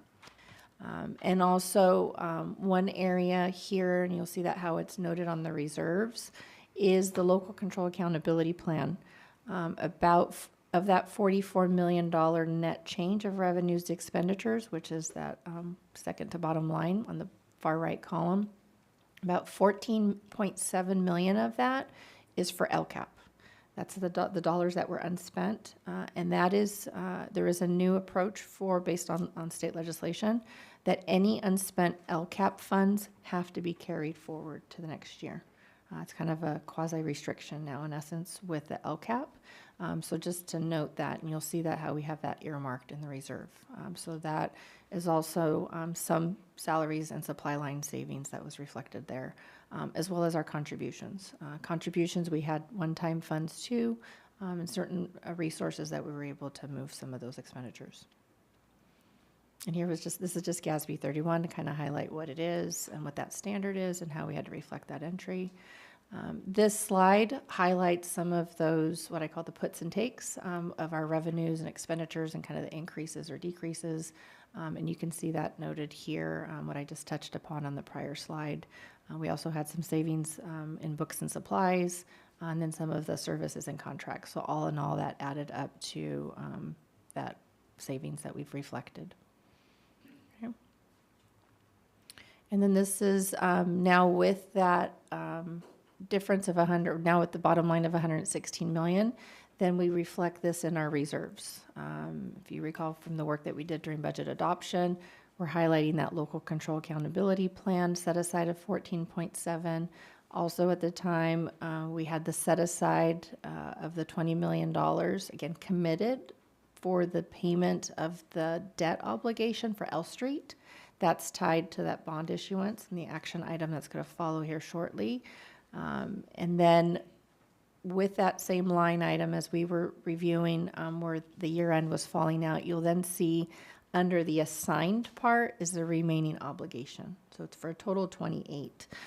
The reason why it's in that committed section is because we did have board action back in June.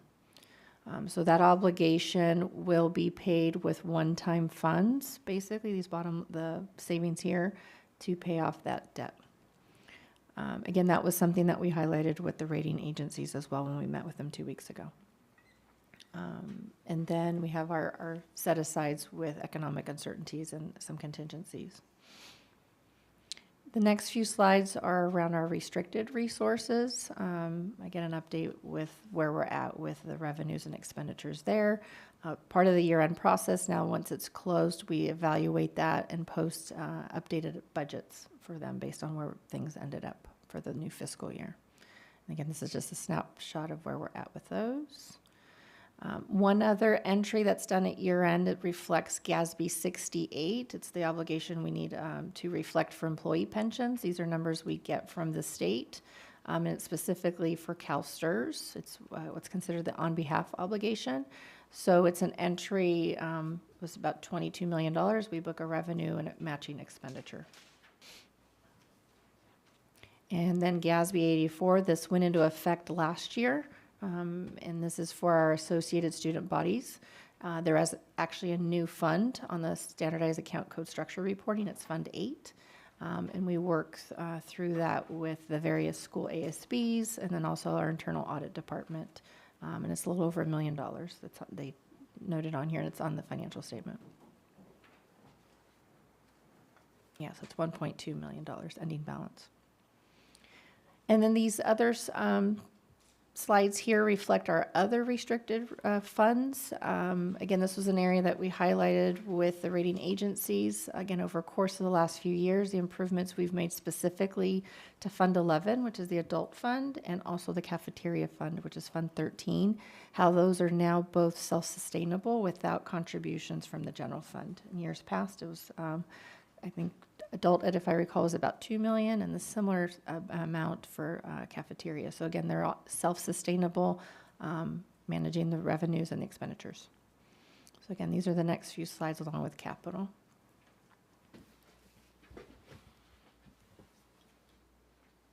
And then in terms of next steps, as I mentioned, we will be providing the report and all the supplemental forms to the County Office of Education for review this week before the 15th deadline, and then we will continue our work with the external auditors.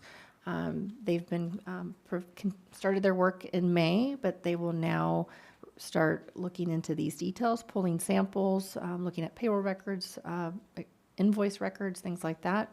over the course of the next few months so that we bring forward to the Audit and Finance Subcommittee and the board in December their audited reports. And here's our recommendation for approval.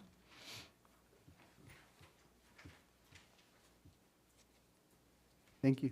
Thank you for that. Questions or comments from the board? Vice President Hall? Thank you, Dr. Salkeld.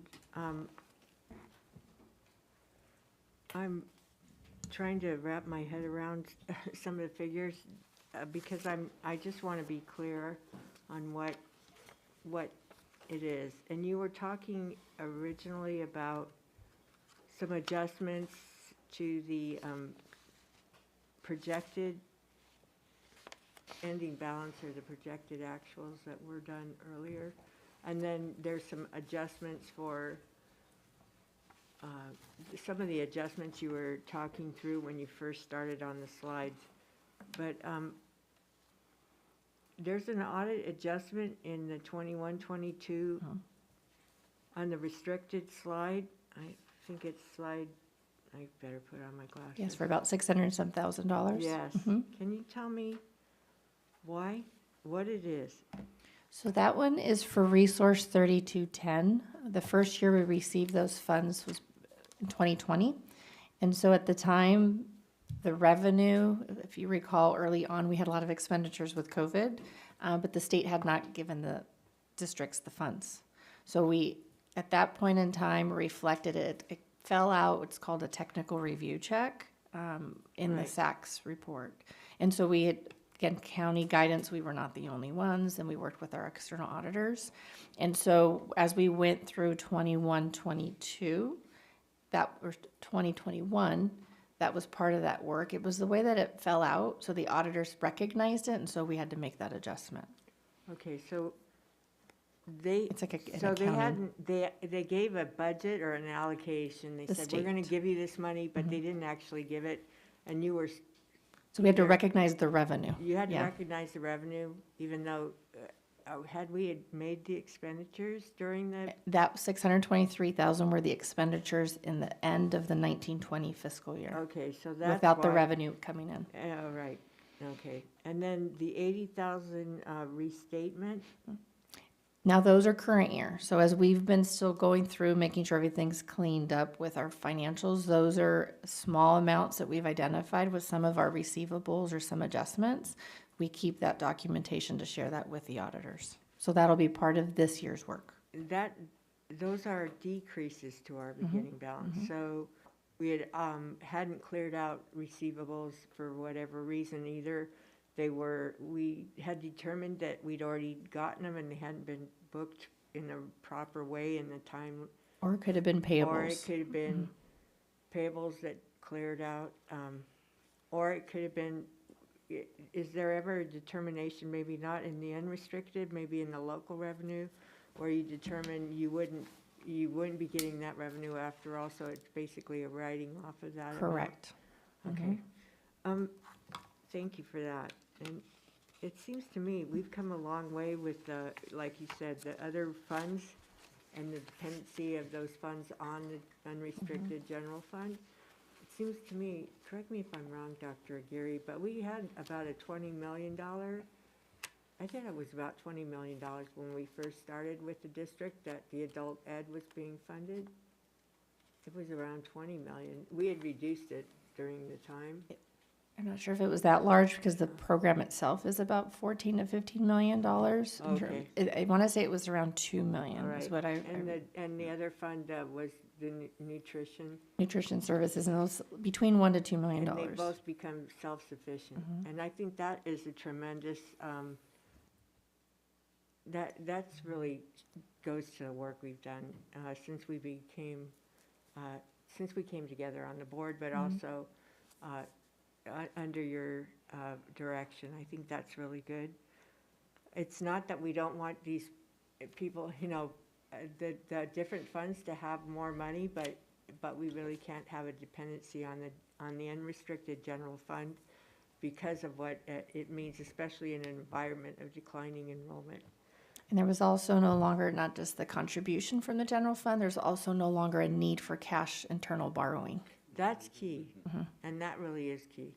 Because all that borrowing, and then we have to go out and borrow money for our cash flow, and that costs a lot of money, which takes it from the classrooms and from the general operations of the district. So I think that has been a real progress in where we're at.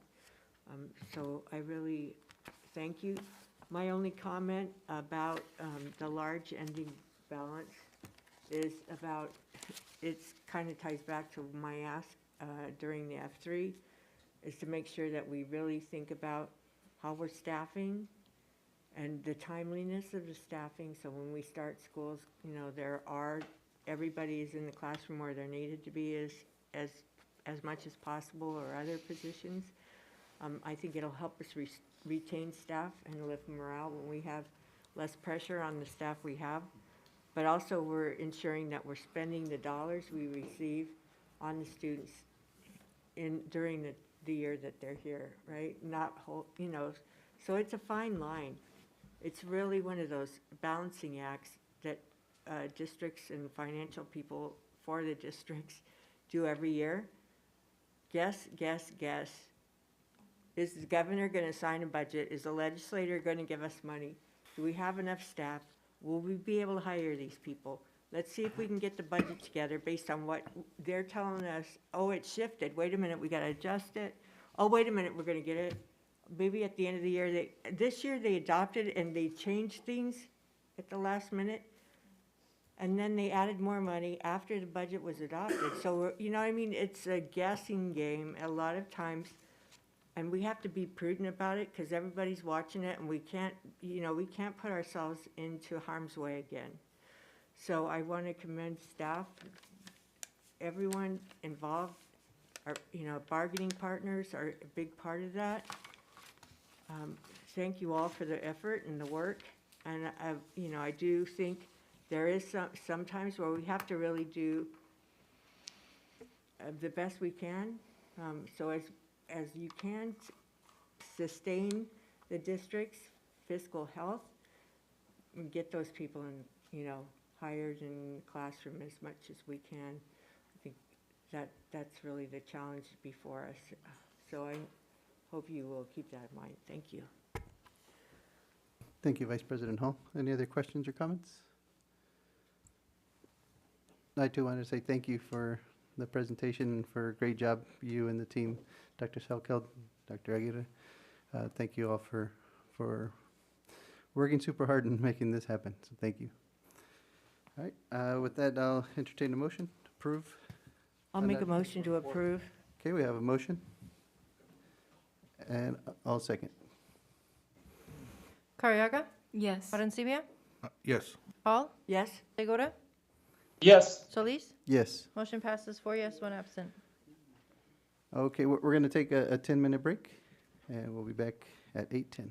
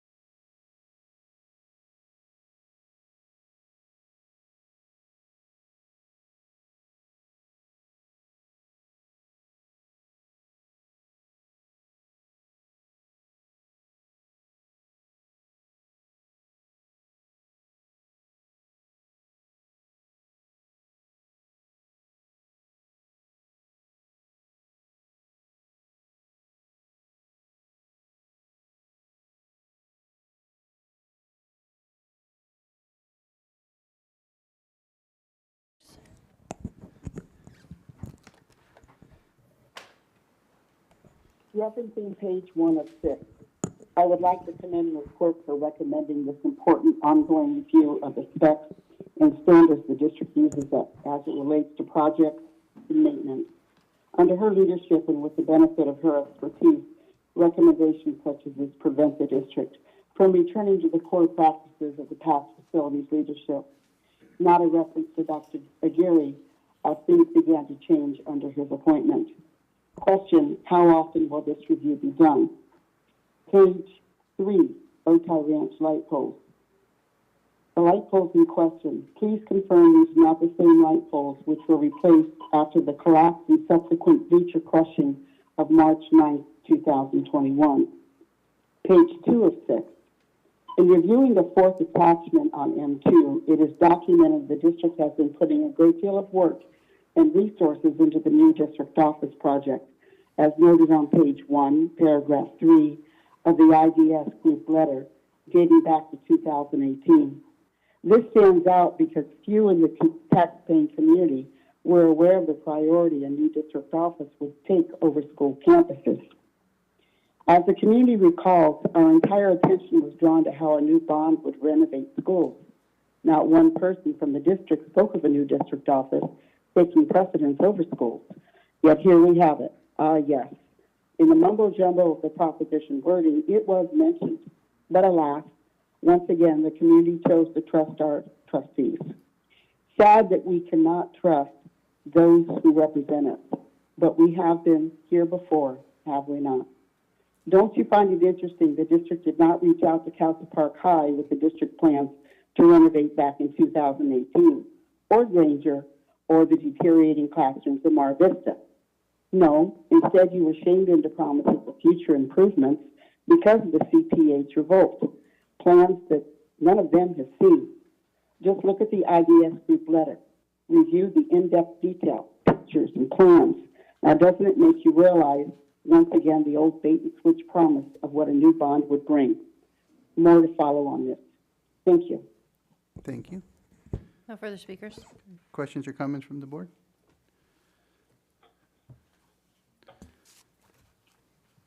Seeing none, I'll entertain a motion. Motion to approve. I'll second. We have a motion and a second.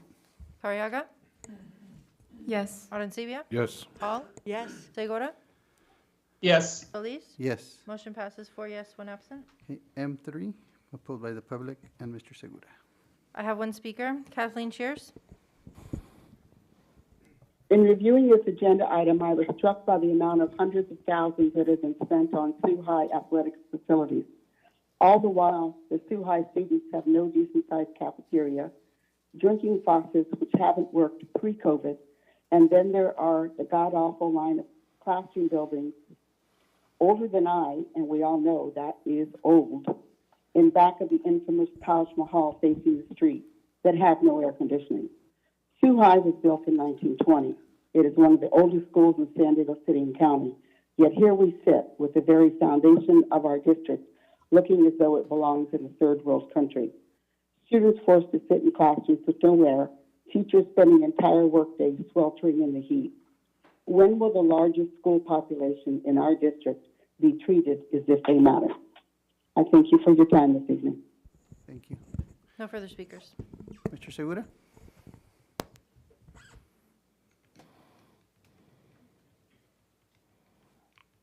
You're muted. You're mute. Muted. There we go. Yes. So I was just, can you put up, Gan, is it possible you put up the change order log you had there or on the agenda?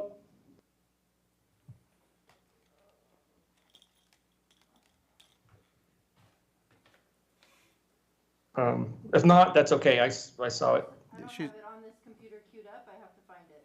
Hey, don't worry about it. I'm good with that. No, I make a comment, and I noticed that on the track and field at Bonita that the change order number was like 0.57, if I remember right. I mean, super low. That's one of our largest project labor agreement projects, and I just want to commend Dr. Getty, the team, Ms. Quirk for the job they're doing. They're the contractor, they're first-class contractor, and all the workers there for the job they're doing. That's all I had to comment, and if there's no further questions, I will make a motion for approval. I'll second. I'll second, sorry. I have a motion and a second. Carriaga? Yes. Arencibia? Yes. Hall? Yes. Segura? Yes. Solis? Yes. Motion passes 4 yes, 1 absent. All right, went on to Q1. It's pulled by the staff. Dr. Aguirre? Thank you, President Solis. This is a resolution to authorizing the issuance of negotiated sale not to exceed $58 million of current interest bonds. So this has to do with our bond transaction in order to address facility needs at those 4 campuses we've addressed, plus for track and field and the additional campuses at middle school. So in order for us to complete that process, this is the next step. And again, we've been engaged in this process now for a number of months. So this is the next step in that process. And so I'll ask Dr. Sawkill to provide more detail. Dr. Sawkill. Thank you, Dr. Geary. So yes, this item, as we had brought forward to the board a few weeks ago, was kind of in essence our first reading, particularly around Proposition O that does require the 2 board meetings. So that's the $58 million, and then the new issuance money for $200 million. So that is one resolution. The other resolution included in this item relates to the reimbursement of certain expenditures that we can use from other funds to apply then to the bond fund. We do have parties here from the financing team, from ORIC, KNN, and Norton Fulbright. If there are any questions, because in your packet it does have all of our documents to be eventually executed upon the sale of the transaction later this month, and then when we do the pricing. And we also do have the preliminary official statement included on there as well. That will, upon board action today, we will be releasing that to the financial market tomorrow. To start the marketing and solicitation of the bonds in preparation for the pricing the last week of this month. So that'll kickstart those efforts with our underwriting team. And Dr. Sawkill, does this resolution allow us to be in compliance with the requirements of the capital appreciation bonds rules as they were adjusted a couple years ago? Correct. It's the AB 182. Thank you. Yes. Excellent, great to hear. Thank you. Questions or comments from the board? I'll just make a comment if that's all right, President Solis. Yes, sir. Go ahead, Mr. Segura. So I'm super glad for the second reading and so that we can do what Dr. Sethel just mentioned, put these out to bring some monies into our schools. Much needed work that needs to be done at those schools. A lot of it with the fields through the equity lens, and I think that's very important. I appreciate all the information that we had, and we had the first reading that was a very in-depth look at all the information, all the documentation and the presentations from our finance people and our advisors. I just wanted I'm speaking in favor of this, and that's all I had. Thank you. Thank you. Any further questions or comments? All right, entertain a motion. I'll make a motion. Have a motion I'll second. and a second. Carriaga? Yes. Arencibia? Yes. Hall? Yes. Segura? Yes. Solis? Yes. Motion passes 4 yes, 1 absent. Q4, that's pulled by Mrs. Hall. The Vice President, no?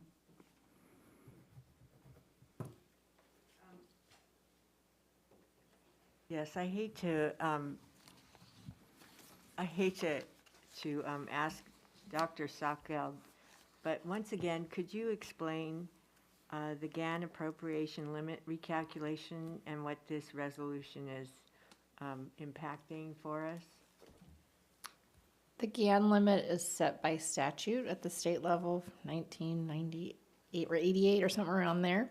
It reflects the expenditures that we are kind of a limit that we're need to spend to in accordance to that. It rolls into our standardized account code structure, and it looks at those revenues and looks at the expenditures. So it's all set by statute to make sure that we're following and spending within those parameters. Now there's GAN limit requirements at the state level, and that's where this past year going into our 22-23 budget, and hence some of those revenues far exceeded that and was then passed down to school districts. There's a requirement of like 50% to schools and others to the taxpayers. So that's at the state level, but then we have an obligation at the local level to demonstrate that we're spending the dollars accordingly. So, thank you for that explanation. So the local requirements for school districts would be that we're spending the money in a timely way And is that what this is impacting, or is it how much money we are receiving and the outflows? of It that looks money? at our specific appropriations by the state Okay, for the district for that given year. all right, I appreciate that. Thank you, and I'll make a motion to approve if there are no other questions. Okay, we have a motion Second. and a second. Arriaga? Yes. Arencibia? Yes. Hall? Yes? Segura? Yes. Solis? Yes. Motion passes 4 yes, 1 absent. All right, Q5, pulled by Vice President Hall. Thank you, President Solis. Okay, so I pulled item Q5 and Q6, and basically for the same reasons, so that I could provide Dr. Sockeld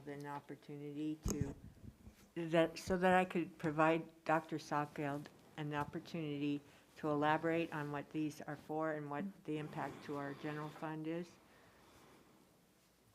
Dr. Sokol? Sure. Thank you. So these two items, because this, in June with the budget adoption, and because now there's the 10% cap that was basically put in place with Proposition 2 because of the deposits made at the state level, school districts only now have a 10% cap. In June, the board committed, under one of the resolutions, setting aside funds. Those commitments by the board, anytime we use those funds, require board action to uncommit the funds. It creates a clear also audit trail for sake of transparency, and it's what we've also shared with the County Office of Ed and stakeholders such as the rating analysts that we spoke to a few weeks ago, that shows clearly that commitment. That's under the accounting regs that shows those dollars are being taken action by board and then an action to undo that. And so the board took action last month for the fleet vehicles, the buses. And so that action item, that of standalone, because it had the contract and how we're going to procure for that, but then now it's taking those funds out of the reserve. So So it's just- anytime we will have these come forward to you as we move forward. So in our budget documents, like the budget book and things like that, there was line items for reserves under certain departments or whatever. And now we're saying, okay, this was reserved for this commitment, now we're moving it out of that reserve and moving it into basically the bank account so we can spend it on So we this can spend intended it. purpose, which the board approved previously. So you'll see when we get to first interim, those commitments will be taken out. Right, so we move them in there, and then once the expenditures occur, which could be, months from now, they will actually record as an expense, and then the cash will be reduced or an accounts payable set up or whatever. So it's just moving it into the pot of money that you can use and pay out of. Such as the 20 million. So Right. we're setting that because this syncs up now to this bond resolution, and because those monies are going to be released in October, we need to make those payments to pay that debt. And then the same thing as we work with Ms. Quirk is on the bus sales or purchases of those as we pay the vendors as the buses come in. Okay, and I really appreciate that. I think that helps us understand the mechanics of these transactions and the Yeah. resolutions. It's an accounting mechanics, yeah. Yes, thank you very much. With that, I'll make a motion to approve both Q6 and Q5. Q4 and Q5. No, Q5 and G5 and 6. G6. Q5 and 6. Yeah. Sorry. I second. All right, we have a motion and a second. Arriaga? Yes. Arencibia? Yes. Hall? Yes. Segura? Yes. Solis? Yes. Motion passes 4 yes, 1 absent. All right, Q10, pulled by Vice President Hall. Yes, this is exciting to have a farm-to-school resolution and to know that our district is moving to do this kind of thing. I think it will go along with what the students were here to talk about, really sustainable earth and really healthy practices and all that.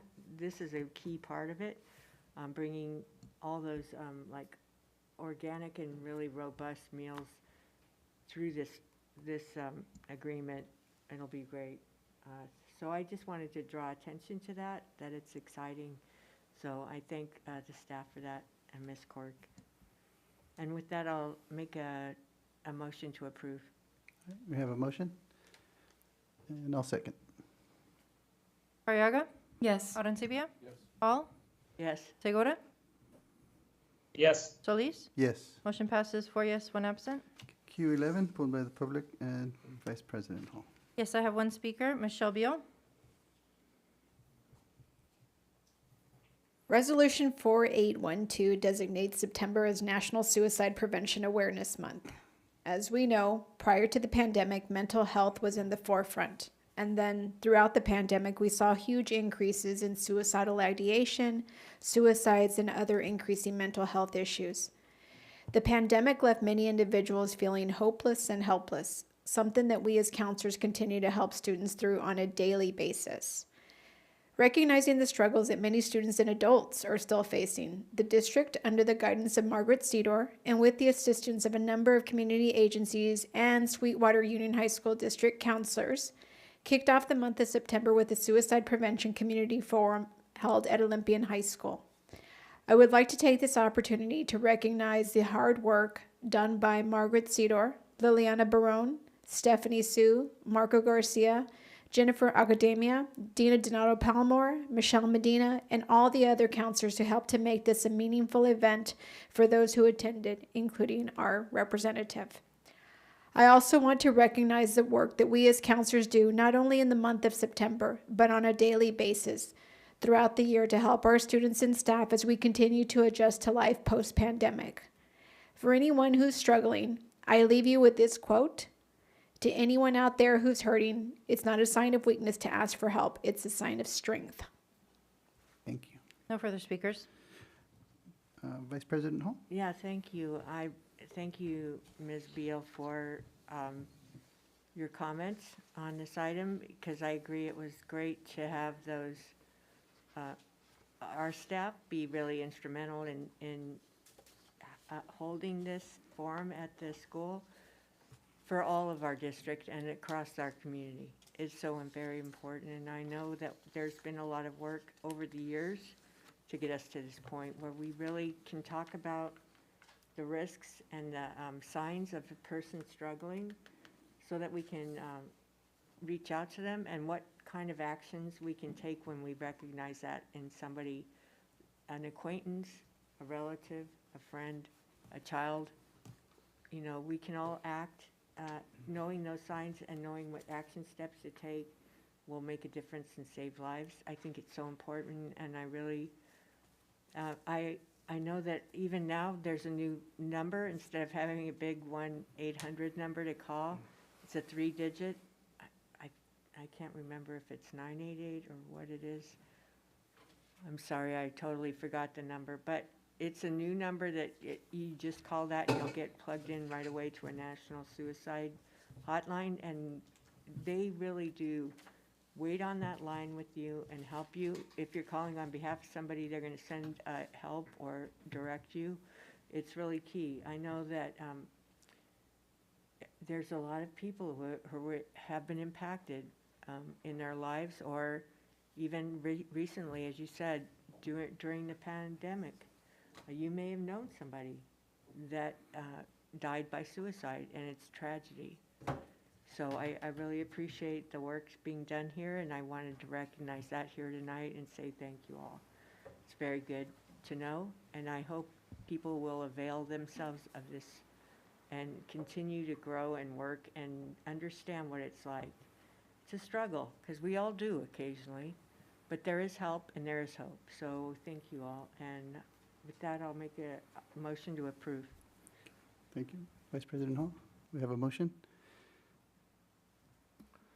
And I'll second. Carriaga? Yes. Arencibia? Yes. Hall? Yes. Segura? Yes. Solis? Yes. Motion passes 4 yes, 1 absent. All right, with that, the regular board meeting is now adjourned.